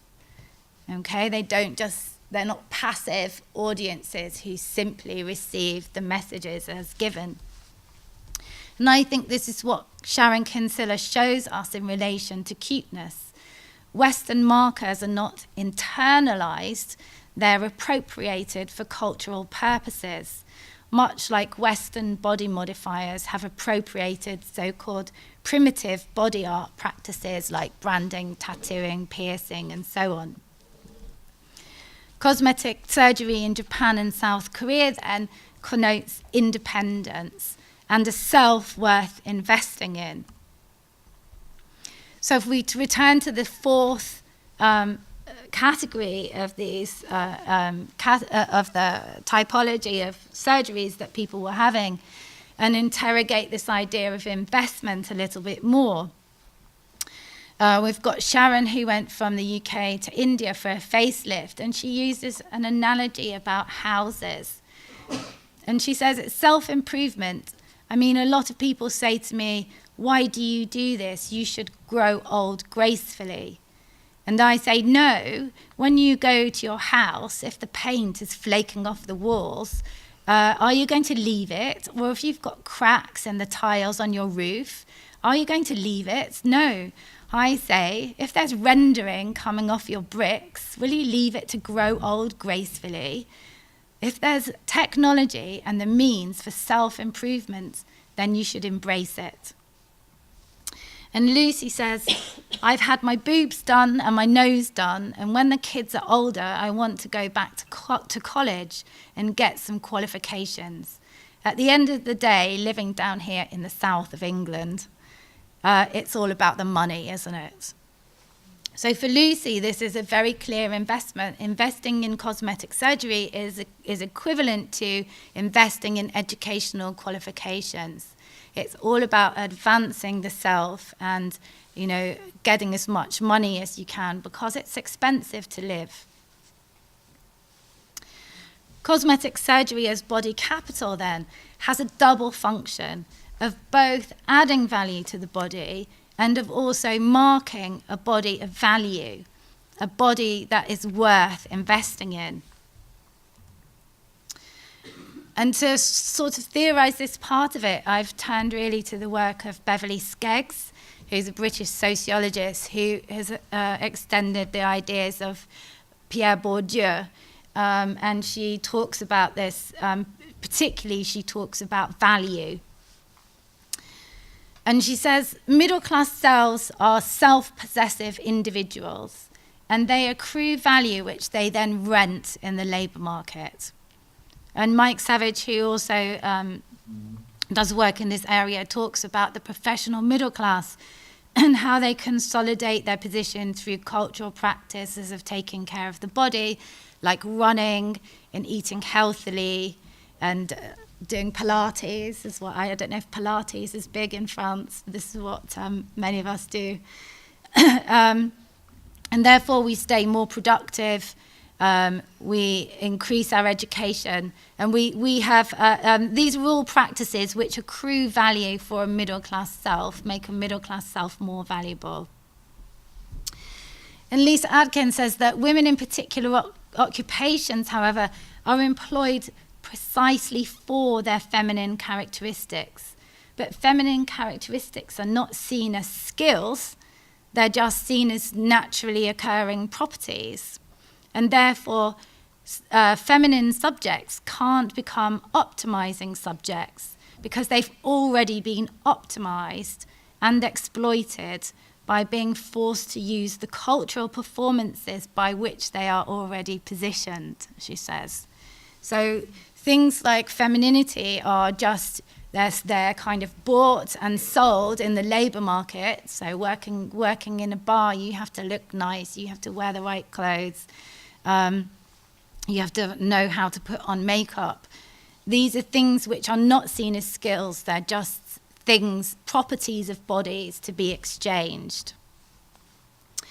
So on the one hand, Beverly Skeggs says, there are those who are depicted as rational and accruing individuals who can secure the necessary properties in order to exploit themselves or avoid exploitation, and who as a result become subjects of value, in other words, middle-class professionals. And on the other hand, there are those without access to the resources required to produce themselves as such. It thus becomes a matter of how different forms of culture and labour are given value and how these can be exchanged or not. So we might understand then cosmetic surgery as an attempt to accrue value for an enterprising self. Okay, and when that is not available at home because it's too expensive, one might take things into one's own hands and travel abroad to access these things, to make oneself into a subject of value. But cosmetic surgery is also marked already as anti-feminist or as false consciousness by middle-class feminists, or in the media as weak-minded women who are influenced by the media. So in the recent PIP scandal, I don't know, I guess you know about that in France, polyimplant prosthèse, yeah. One of our MPs, when he was talking in the newspapers about this, says, programs like The Only Way is Essex, which is a reality TV program that features working class participants, and celebrity culture and glossy magazines have glamorized cosmetic procedures and the body beautiful, and are also linked with psychological problems and obsession about appearance and body dysmorphia. So rather than talking about the companies that sold faulty breast implants, instead what we get is a pathologization of patients. And again, Conservative MP and former GP Sarah Wollaston says, perhaps women damaged by the complications from breast implants should take their case to the GMC and ask them to consider that how those surgeons mutilating them to look like grotesque dolls could in any way have put their safety first. So at least she's thinking about the surgeons, but at the same time she's rather insulting to women who have cosmetic surgery. So this cosmetic self is already marked as a non-self, as pathologized. So attempts to use cosmetic surgery to get value for the self fails because the cosmetic body is classed. It's marked by excess and fakery and associated with the non-self of false consciousness in feminism. And it's for this reason, I think, that questions about the PIP scandal constantly return to the women themselves. Why do they do it? Why do they put themselves through it? Why do they get their breasts made bigger? These are all very classed questions. And of course, for working class women, the answer is obvious: to improve. The fact that cosmetic surgery cannot be recognized as improvement by middle-class subjects and by some feminists means that the potential value of going through cosmetic surgery is denied to its subjects. But whilst cosmetic surgery subjects are seen as non-subjects of value, they are still made very responsible subjects when it comes to risk and choice, and trying to find the right cosmetic surgeon and so on. And they are held accountable if they make the wrong choice and they come back and they need further surgery back at home, and they're sort of punished for that. So just to conclude then, we might understand cosmetic surgery not as something that is reached for from a position of pain, caused by the failure of real women to live up to unachievable ideals, but rather as an attempt to achieve self-actualization by taking control of one's own life and possibilities for the good of society. So, and here we have like beauty linked to health and vitality rather than vanity. Secondly, cosmetic surgery is, of course, a private response, but it's also an ethic, a taking care of oneself, a form of self-actualization or self-optimization. For its consumers, it retains something of an elite practice from the olden days that was engaged in by the rich and famous. So it also marks the body self as valuable. It points out a self and body worth investing in. But this value that cosmetic surgery patients might accrue is precarious because of this already being marked as a failure to be a proper full self, being able to resist the discourse of cosmetic surgery, or it's seen as a quick fix by lazy people who won't diet and exercise, or they have associated cosmetic surgery with vacuous celebrities who are only famous for being famous and who invite classist insults by virtue of having once themselves been working class and therefore tasteless and successful in the public eye. So there's this kind of, you know, the British press hates celebrities because they're seen as talentless, but they're seen as working class people who don't deserve to be famous. And that's another strong association with cosmetic surgery. So I'll leave it there. Thank you. Thank you very much for your presentation. We can have a time for questions, and after we can continue with the drink. On va faire un quart d'heure de questions à peu près. Oui, comme vous le souhaitez. Donc, justement, cette idée d'anthropo-poïesis, en quoi est-ce que c'est quelque chose qui est... Je comprends bien que c'est une combinaison anthropologique et philosophique, mais en quoi est-ce que ça se combine avec l'émergence de soi, dans le débat sociologique, pour ainsi dire, et surtout l'émergence de soi à partir de la modernité. C'est-à-dire à quels processus sociaux est-ce qu'on peut l'associer actuellement. So my question was to Francesco was the concept that he proposes, which is the anthropo-poïesis. Yeah. To what extent, I mean, behind its, beyond its philosophical and anthropological underpinnings, to what extent we can associate it, or by which manner we can associate it to the development of the self as we understand it, the emergence of the self as we understand it in sociology, particularly after modernity.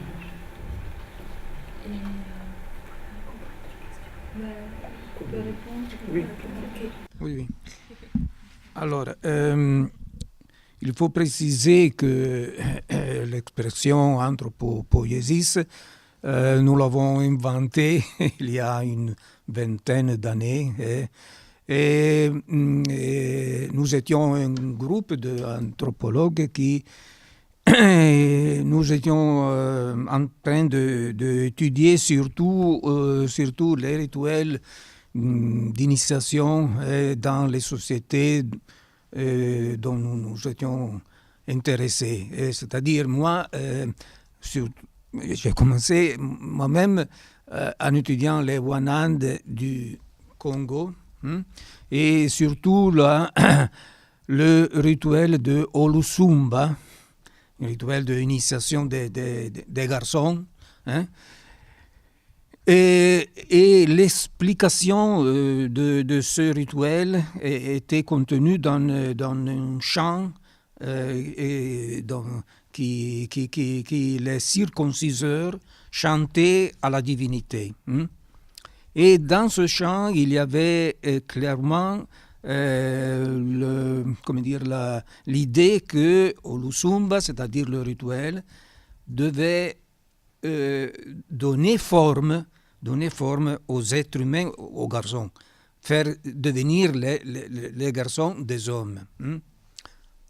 Ça, c'est le commencement, comment on peut dire, ethnographique de ce type d'intérêt.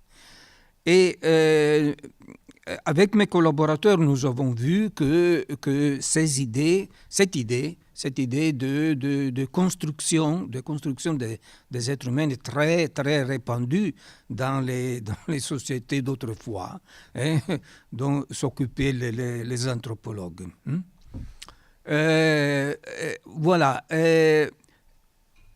Ça, c'est un aspect de l'anthropo-poïesie, c'est-à-dire l'aspect, on peut dire, ethnologique, à peu près. Il y a un autre aspect, c'est-à-dire l'idée que l'être humain, et voilà, ça c'est le côté plutôt anthropologique, théorique ou philosophique, etc. L'être humain est, d'un point de vue biologique, incomplet, parce que, comme j'ai essayé de dire au commencement de mon intervention aujourd'hui, l'être humain est très peu guidé ou déterminé par les désinformations génétiques. Parce qu'il est devenu, l'être humain, il est devenu une espèce très culturelle.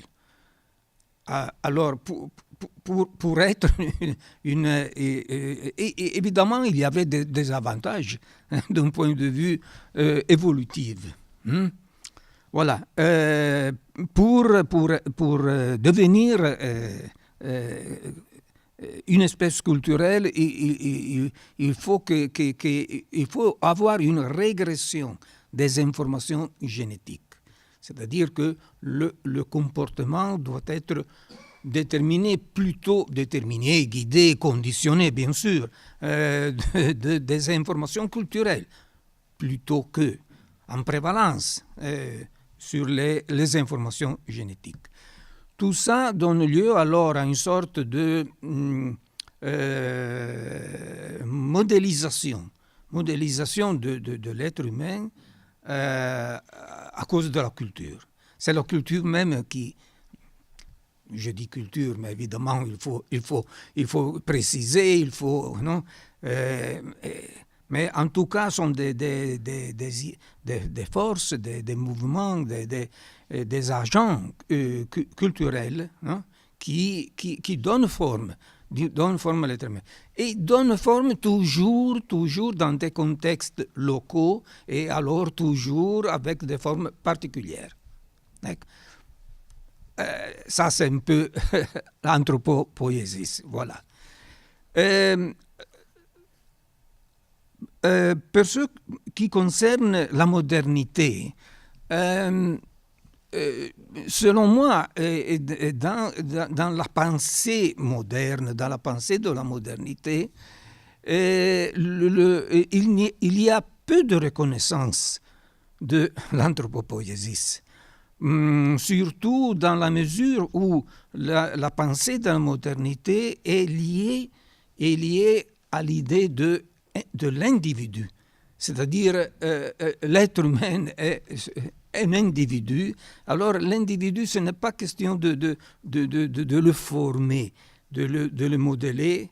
C'est plutôt question de découvrir, de développer l'individu. Et l'individu n'est pas une question de produits culturels. Et alors, on peut voir, je pense, que dans la modernité, la reconnaissance de l'anthropo-poïesis est plutôt mineure. Hein?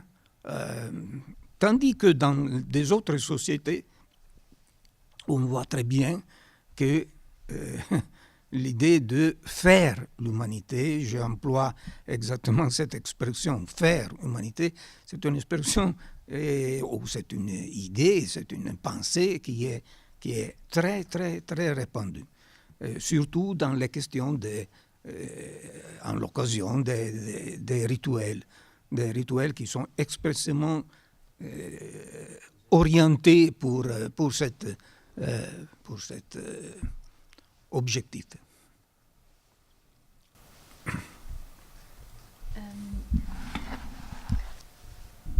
Quelqu'un aurait des questions? Thank you so much for your communication, and I also feel ashamed when I speak English. I have many questions, so if you cannot answer to this one, I have another one. Did you compare the consumers who undergo cosmetic surgery from our country and people who do that abroad? Compare in what way? In the way they think their body, in the way they use cosmetic surgery. Yeah, so we would say that, whilst practices might be different, the motivations are similar in terms of, if we think about this category of investment for young people. I mean, we could also call some of those surgeries that young people have are more like fashion surgeries. So, for instance, breast augmentations change in shape and size over time. What's a desirable breast augmentation changes. And the particular combination of surgeries that make up the Korean look change. But those surgeries they're kind of young, healthy, normal bodies where people are having, on the whole, are having surgeries to make themselves better. So that would be through this discourse of investment. So the discourse is similar in both countries, even though the surgeries themselves are very different. But then when you get to something like facelift or tummy tuck, they've got very different, they're sort of, it's the same surgery for the same reason. And so it's just sort of, and that might be more about repair or anti-aging. So I suppose one of the things that we want to say is people are always trying to find, here's the one reality of cosmetic surgery, and yet cosmetic surgery is many different practices. The practices might be done, the different surgeries might be done for the same reason, or the surgeries, different surgeries might have, different meanings depending on where they're located. Yeah. Does that answer your question? Okay. I would like to know if you can say more about this, how patient takes the decision to have a cosmetic surgery, and what is the role of relatives or kids, or how the process of the decisions making, and does the social class have something also? Can it explain something in these decisions? How? Yes. Yes.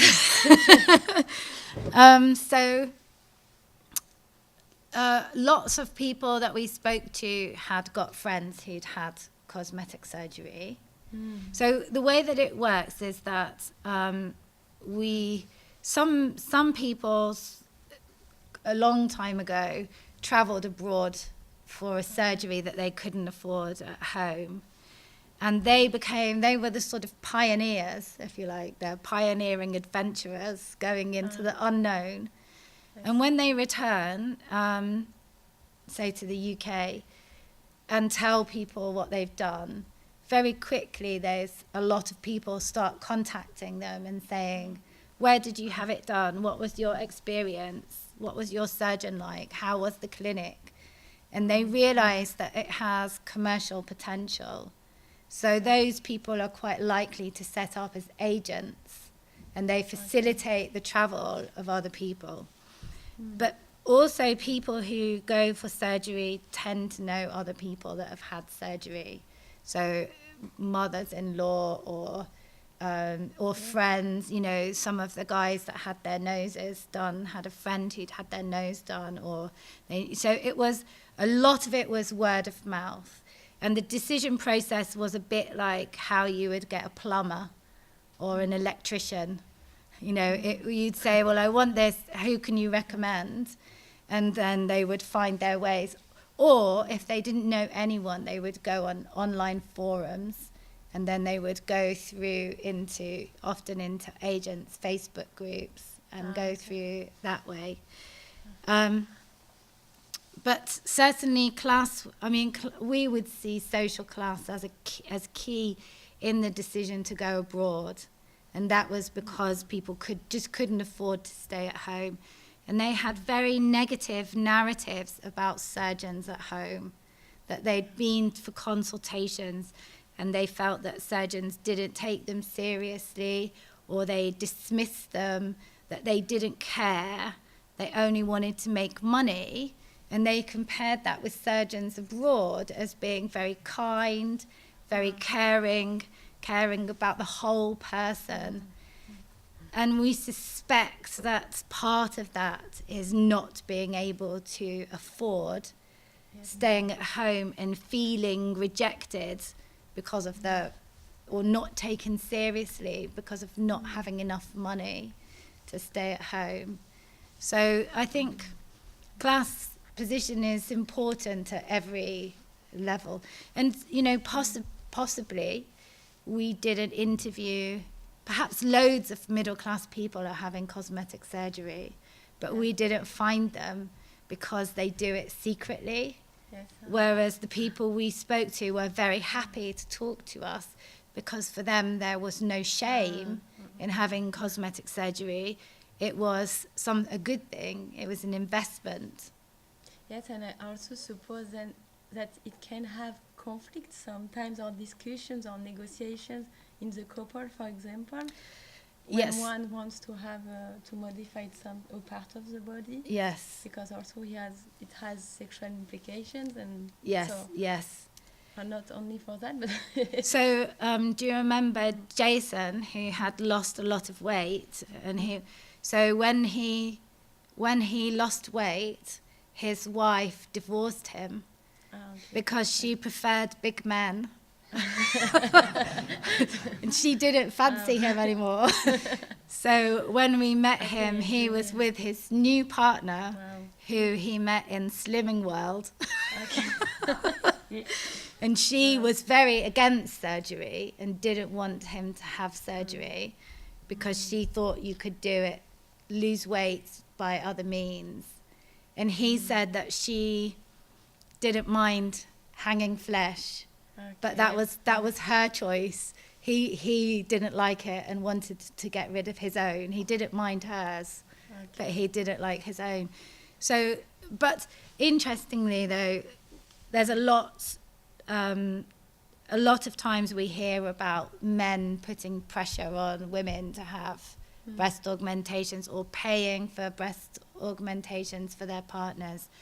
But mostly what we found was that partners were quite against surgery because they were very anxious and worried for their partner's well-being, and they didn't want them to put themselves at risk. Yes. Just for staying in this question about I don't remember if you quoted the case of transsexual people because for example me, I'm studying cosmetic surgery also, and I realized that also as Yannick, some people are discriminated by surgeons in Europe. For example, sometimes men, sometimes transsexuals. So they are rejected. So for them, it's impossible to do safe cosmetic surgery in Europe or with certificate surgeons. So these people go looking for some kind of modificators that is illegal, like charlatans or crackers. So I want to ask you if you see that in cosmetic tourism there is also a sort of hope to find the surgeon that is available to operate you in some criteria that are not valorized in your country. Yeah. So yes, this was an issue for some patients. So until recently in the UK, there was the real life test. So if you wanted to change sex, you had to live as your preferred sex for 2 years, and then receive a psychological assessment. And if you passed that, then you could have surgery in the UK. It's a bit more relaxed now. But that's meant that many people have travelled abroad. So we call this circumvention tourism. So medical tourism to circumvent laws in your own country. And so, but again, there have been key destinations like Thailand, for instance, that have been, that transsexual people learn about and pass on information to each other, so they go to the same clinics. So we went to a clinic in Thailand that was known locally as the abattoir. And but it was but by the Australian consulate, so it wasn't, it was perhaps an unfair representation. And there they were doing transsexual surgeries, but mostly on patients who'd come from Laos. So, and there was a network of villages, so that people in the villages knew the surgeon to go to. But one of the things they had on their price list, let me just see if I get the right word, I think it's called orchiectomy, which is the removal of testicles. So you just remove testicles only, you don't have a full sex change. But under international pressure, Thailand made that surgery illegal because it's not seen as an ethical surgery. So on the price list, it has orchiectomy with the line through it, but you can still very clearly read that it's $300 to get. So there are these informal ways of allowing surgeries. But we also met somebody, for instance, a clinic we spoke to in Belgium. They had a patient who came to see them who wanted a breast augmentation, and they didn't know anything about the patient. When the patient arrived, they said, "Are you this person?" And the patient said yes. And they said, "Well, we were expecting a woman." And it was someone who was intersex. And they had been brought up as a man, but wanted to try and see what it would be like to live as a woman, and was asking for a breast augmentation to try that. And they said in the Belgian clinic, it's not legal for us to give breast implants to a man. It's against the law. But we can give you some pectoral implants that look a bit like breasts. So there's, but it's interesting that whenever you go to cosmetic surgery clinics, trans surgeries are always they seem to be very commonly part of the repertoire that the surgeons do. And they are very pragmatic about it because the surgeons don't use the psychological discourse. They just have someone who turns up who wants breasts. And so they are only interested in the technical possibilities of that. They're not making judgments about the mind of the person that comes. In Korea? In Korea, I didn't see trans surgeries so much. But in Thailand more. Yeah, in Thailand, but also, around Europe and even British surgeons talk about it a lot. So it's something that they might be doing, as well as breast augmentations and facelifts. Sinon, j'avais une autre question pour Monsieur Remotti. Merci beaucoup. J'ai beaucoup apprécié que vous avez cité la question du colonialisme, donc cette problématique qui est très d'actualité d'ailleurs du blanchissement n'est pas très récente non plus, c'est-à-dire on s'interrogeait avec Camille l'autre jour cette aspiration à la clarté ou à la clarté fairness in English, the aspiration to fairness, non? On a trouvé que c'était commun à plusieurs cultures cette aspiration à la clarté aussi, et c'est vrai qu'on a la tendance à percevoir cette pratique de beauté comme une forme raciste. De renoncer à sa propre, appartenance ethnique, filiation, et pour rejoindre du coup l'ensemble culturel blanc, occidental. Donc je pense que vraiment c'est une thématique très cruciale, cette déloccidentalisation de l'apparence dans les peuples. Qui je trouve révèle aussi quelque chose de mythique dans ça, parce que qu'est-ce qu'est encore une apparence caucasienne, qu'est-ce qui est encore occidental, franchement j'aurais du mal à le définir. En fait c'est un mythe, c'est sûr. Et qu'est-ce que vous direz de ces pratiques européennes pratiquées par les personnes blanches, occidentales, caucasiennes, toujours entre guillemets, des pratiques, par exemple des bronzages, ou d'aller chercher des pratiques, d'aller intégrer dans les rituels de beauté des techniques qui ne sont pas propres à l'Occident, qui viennent d'ailleurs, par exemple le tressage, alors tous les traitements du corps, je sais pas, en chirurgie esthétique, l'augmentation faciale, qui est un modèle plus physionomiquement africain ou afro-américain.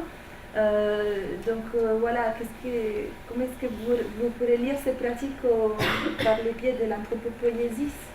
Donc, est-ce qu'on est en train de décader biologiquement, ou qu'est-ce qui nous manque pour qu'on aille les chercher ailleurs? Est-ce que c'est que de l'exotisme, ou cela peut nous révéler quelque chose de plus profond des changements sociétaux ici, chez nous? Et peut-être pour aller à la suite, moi, je me demandais aussi qu'est-ce qu'on peut dire du coup des personnes qui sont en situation d'immigration et qui se déplacent en fait avec leurs pratiques esthétiques, leurs techniques, qui les transportent en fait. Et donc par rapport à ce que vous disiez sur le fait que des personnes, parfois dans certaines configurations, des personnes d'Afrique noire pouvaient avoir intérêt à adopter les attributs des personnes blanches, comme aujourd'hui, qu'est-ce qu'on peut dire de cette observation-là? Et est-ce que le concept d'anthropo-poïesis peut nous aider justement à réfléchir à ça? Oui. Alors, avant tout, selon moi, on ne peut jamais renoncer à l'anthropo-poïesis, c'est-à-dire même quand une société ne reconnaisse pas l'engagement anthropo-poétique, elle est obligée à faire quelque chose pour modeler. Modeler le corps et modeler la pensée, etc. Non? En tout cas. Alors, ce que j'ai essayé de proposer dans mon intervention, c'est cette sorte de combinaison entre les deux dimensions, la dimension verticale et la dimension horizontale. Alors, j'ai pris inspiration de Frantz Fanon, non?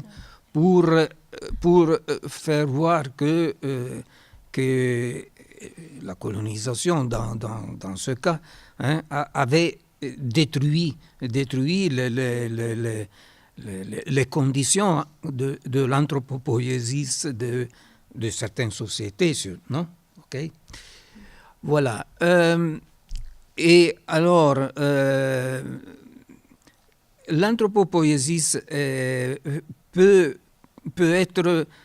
on peut s'engager dans l'anthropo-poïesis où peut y avoir des situations où il y a des orientations, non?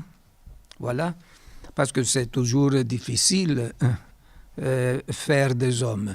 Dans le champ des Wanand dont j'avais parlé l'autre fois, on dit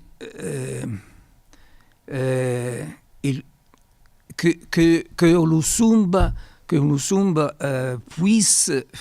puisse donner des hommes, puisse faire une manière de construire, c'est-à-dire c'est une aspiration, ce n'est pas une certitude.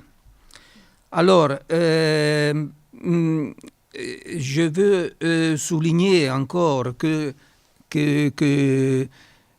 anthropo-poïesis est une situation très délicate, non? C'est-à-dire très difficile.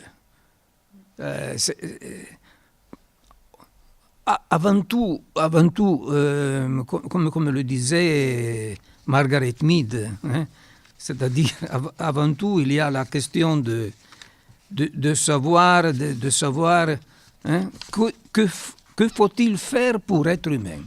Ça, c'est la question fondamentale. Alors, quand par des causes historiques, surtout des traumatismes historiques, comme le colonialisme, il y a une crise dans les présuppositions et dans les moyens anthropo-poïétiques. On est pratiquement obligé à faire recours à des formes d'humanité et dans le même temps formes de beauté, hein, extérieures. Et surtout dans le cas du colonialisme, surtout les formes d'humanité des conquérants, non? Parce que, voilà. Alors, je suppose que nous sommes dans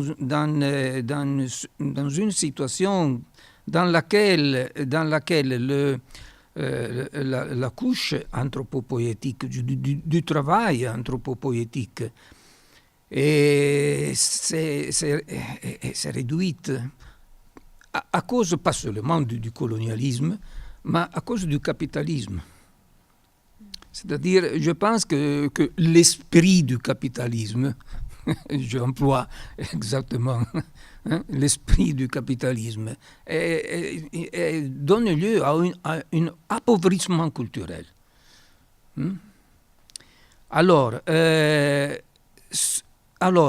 plutôt que avoir une dimension verticale, c'est-à-dire de l'apparence vers l'anthropo-poïesis, vers le travail anthropo-poïétique, qui exige du temps, qui exige méditation, qui exige un travail artisanal, je le souligne, artisanal.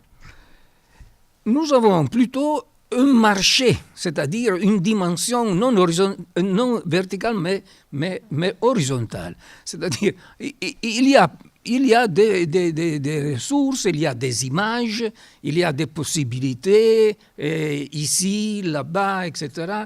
Et nous sommes dans une situation d'échanger ces modèles, ces types ces images d'humanité et de beauté, non? Et alors, nous ne sommes pas seulement c'est-à-dire les Africains, par exemple, qui voulaient blanchir, ou qui veulent blanchir, etc., leur peau, mais sommes nous-mêmes, les Occidentaux, qui cherchent qui cherchent des modèles ailleurs, non? Alors, il y a un échange maintenant, non? Un échange un marché, vraiment, un marché des apparences. Selon moi, dans un contexte que j'aime définir de appauvrissement culturel. C'est ça, non? Alors, selon moi. Mais c'est une hypothèse de travail. Je le donne comme ça, c'est-à-dire... Peut-être, si je peux me permettre, en fait, vous êtes en train de pointer la question de l'inculturation. C'est-à-dire, il y a des mécanismes qui auparavant étaient liés, du coup, au fait de se forger en tant qu'humain dans notre village et donc adopter les pratiques corporelles qui étaient aussi transmises de manière artisanale aussi, voilà, de manière verticale, donc d'une génération à l'autre. Et donc ce travail anthropo-poïétique était beaucoup plus intime, direct. Et là, vu qu'avec l'industrialisation, l'urbanisation, les principes anthropologiques occidentaux se sont un peu brisés. Dans ce sens, il n'y a plus beaucoup de transmissions possibles avec les générations d'avant. Donc, on bricole une nouvelle manière d'être humain par les partages, par l'échange avec nos proches et par la création aussi, peut-être par les partages dans des subcultures. Peut-être, du coup, la référence, c'est plus la culture traditionnelle, mais c'est les subcultures qui partagent des faits entre elles aussi, des pratiques corporelles. Et qui, selon vous, sont plus précaires. Oui, une base solide. Oui, bien sûr, bien sûr. Bien sûr, évidemment, dans ma tête, il y a une comparaison entre deux situations chez les Wanande, non? C'est-à-dire, au Lusumba, le rituel d'initiation était un rituel qu'on peut définir comme un rituel de réflexion d'une société sur soi-même. Et ça, c'est une thèse que les anthropologues, à partir de Victor Turner, à propos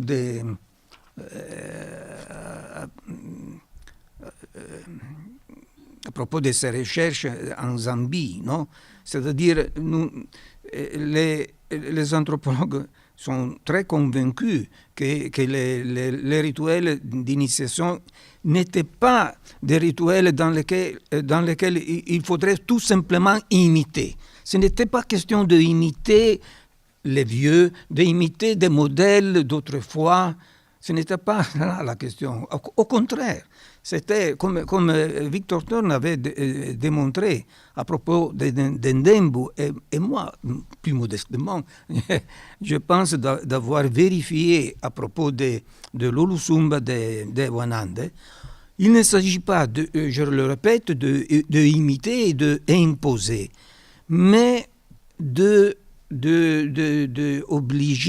les gens, les jeunes, à réfléchir sur le modèle d'humanité. Hein? Et alors, ça c'est le travail.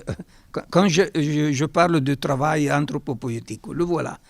C'est là. C'est un travail fait de réflexion, d'épreuves. Au Lusumba, il y avait toute une série de preuves, non? Pas seulement la circoncision, mais aussi des autres preuves. Voilà. Alors, et pas seulement en Afrique, les anthropologues ont donné ce type d'interprétation au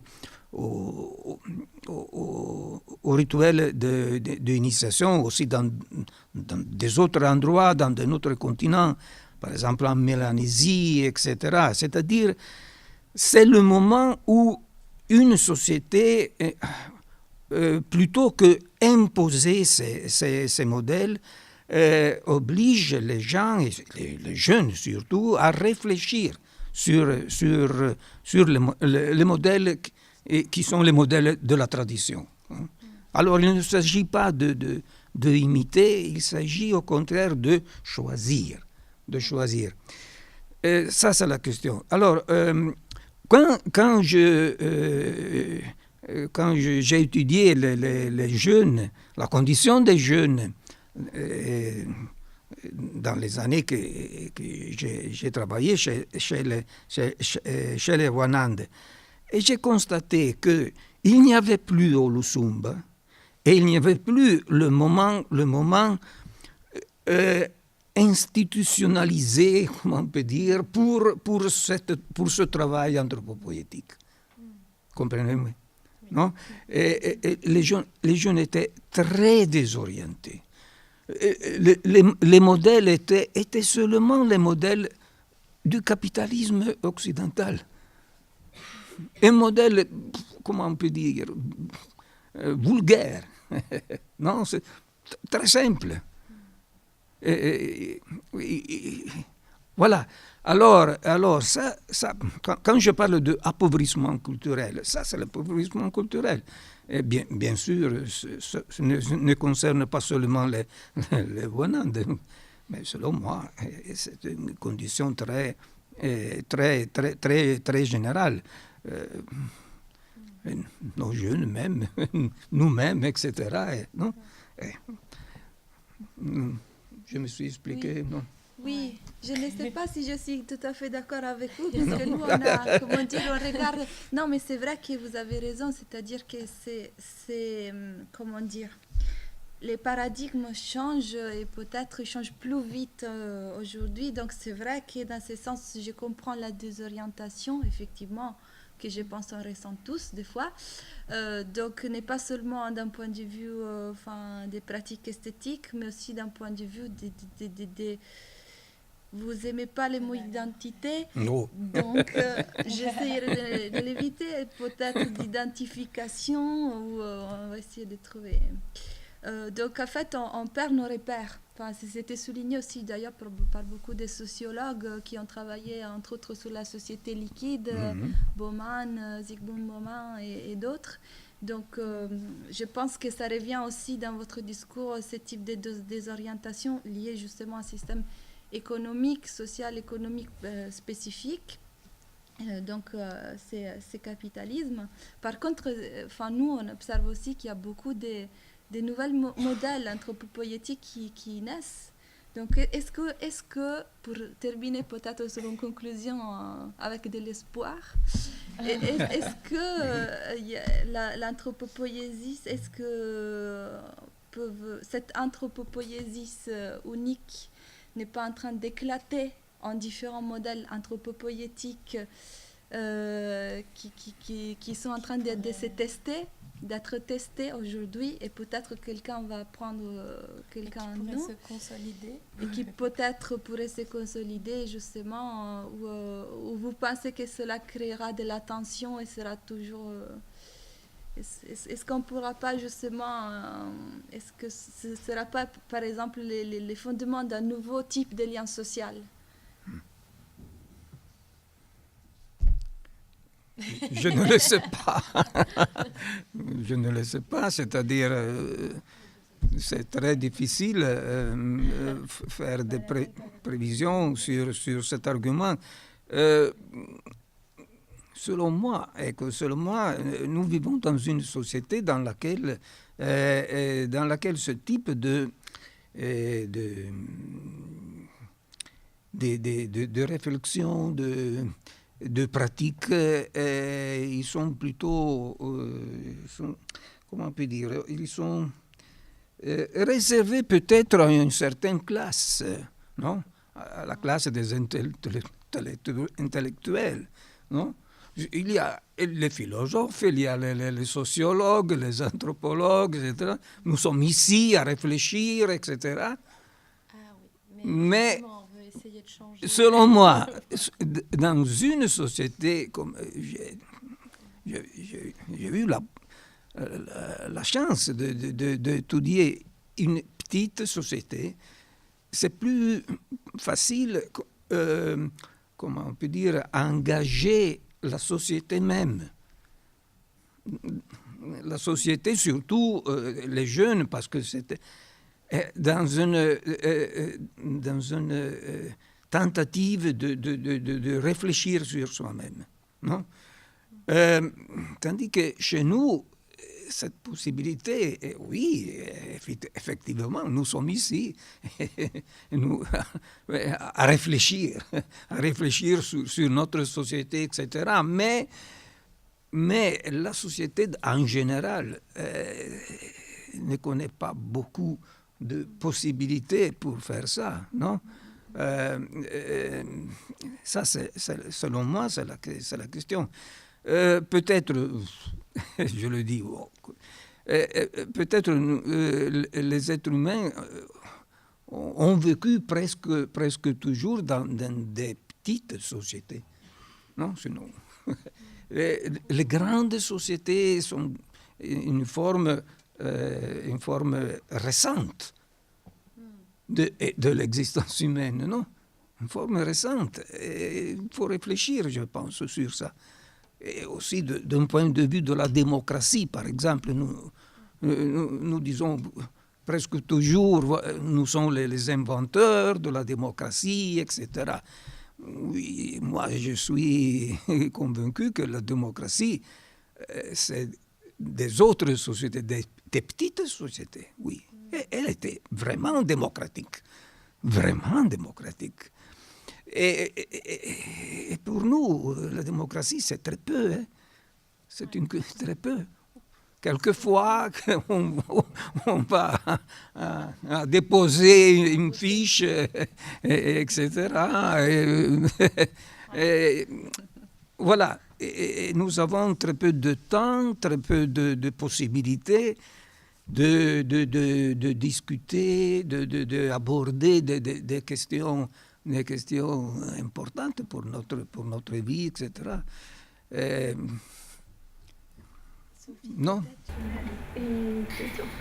Moi, je voudrais vous remercier vraiment de votre intervention et voilà, justement de nous pousser à réfléchir. Parce qu'en fait, le cœur de ce que vous soulignez, c'est la réflexion. Et la réflexion, et c'est tout à fait articulé avec les travaux présentés par Ruth Holliday, c'est-à-dire que d'un autre côté, on voit le pragmatisme et comment ce rapport pragmatique à la modernité, au voyage, au tourisme esthétique, fait qu'il y a une disparition de la réflexion. Et là, on en était arrivé, finalement, est-ce qu'il y a une place pour cette réflexion à part les milieux intellectuels ? Alors, je ne vais pas être aussi pessimiste que vous, parce que, bien que je partage totalement les références, donc l'esprit du capitalisme, on pourrait rajouter l'école capitaliste en France. Et pourquoi je parle de l'école ? C'est parce que justement, malgré tout, il y a une histoire sociale qui n'est jamais écrite à l'avance. Elle se fabrique, cette histoire. Et donc, on a une école, et donc nos sociétés sont dotées d'un outil qui est l'éducation.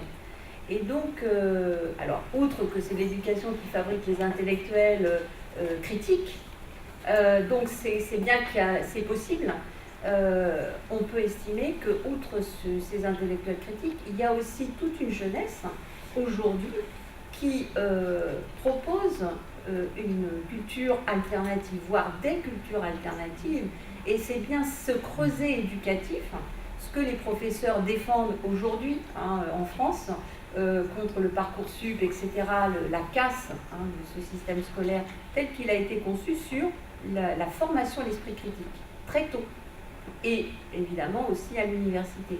Et donc, je pense que malgré tout, malgré la marchandisation, malgré évidemment le mouvement pragmatique où on est poussé à acheter des augmentations mammaires, etc., comme on va au supermarché, il y a quand même toute une... réellement des mouvements sociaux dans la jeunesse, etc., qui disent non, qui disent stop. Et il y en a plein, et y compris dans la science, il y a le mouvement Slow Science, etc. c'est donc slow food et ainsi de suite. Slow life d'une certaine manière. Donc les modèles, ils sont à réfléchir et c'est bien ce que ces mouvements disent. Et je pense que tout n'est pas perdu parce qu'il y a le système éducatif. Merci. One more question about how the tourism part. I changed a bit focus. About how the tourism part, how then, because we didn't talk a lot about this, how people combine the cosmetic surgery and tourism, and how countries or agencies use this tourism aspect to attract people for cosmetic surgery, how it works. Yeah. Okay. So I'm going to give my normal answer. It's different in different places. But I mean, sometimes these things work very pragmatically. So some of the surgeons that we met in Tunisia were really Parisian. Okay. So but they can use surgeries and medical and healthcare staff in clinics in Tunisia much more cheaply. So they just they just go there for a week and then come back to Paris. Mm-hmm. So these are these small scale movements across borders, you know, and some of at least one of the Parisian surgeons was originally from Tunisia. So he was a migrant to France from Tunisia, and it's easy for him to operate there because there's no language barriers. So on the one hand, there's this very small scale. You get a clinic, it's temporary. The surgeon is from Italy, the nurse is from Ireland, the agent is from England. They meet in Spain or something, you know. This happens. On the other hand, places like South Korea have a huge marketing operation aimed at medical tourism more generally. So South Korea positions cosmetic surgery as something that tourists travel for now and as a good way of keeping surgical skills warm, keeping them at the forefront of technology. But they see cosmetic surgery as a stepping stone. What they really want to specialize in is something like oncology, because it's much more lucrative, because the patients are there for much longer, they have much more expensive treatments. So if South Korea can brand itself as a center of excellence for medical tourism by using cosmetic surgery, eventually it becomes, So the government and the tourist board and the cosmetic surgeons are working together to market Korea as a destination, as a global destination.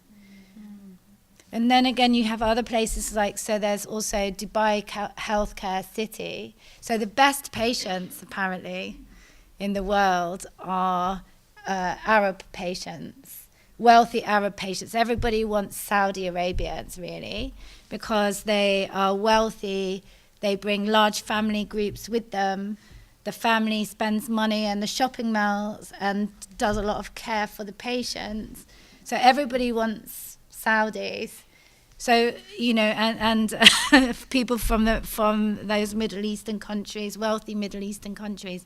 So Dubai Healthcare City was built defensively to stop people leaving the area and spending money outside the area, and to try and keep people back home, in Dubai at least, so that the money doesn't flow out of those countries into. So there's, masses of patients from Saudi Arabia go to Thailand, for instance, and Thailand trades on that quite a lot. So there are these, but in Korea, I think it's really interesting because it is a sort of like nation building project, and it's about, so this everybody talks about the car industry, the phone industry, and the cosmetic surgery industry, and these are the things that make Korea great. It's a great competitor on a world stage. It's modern, it's a modern country. Yeah. That is interesting. Thank you very much. Thank you very much.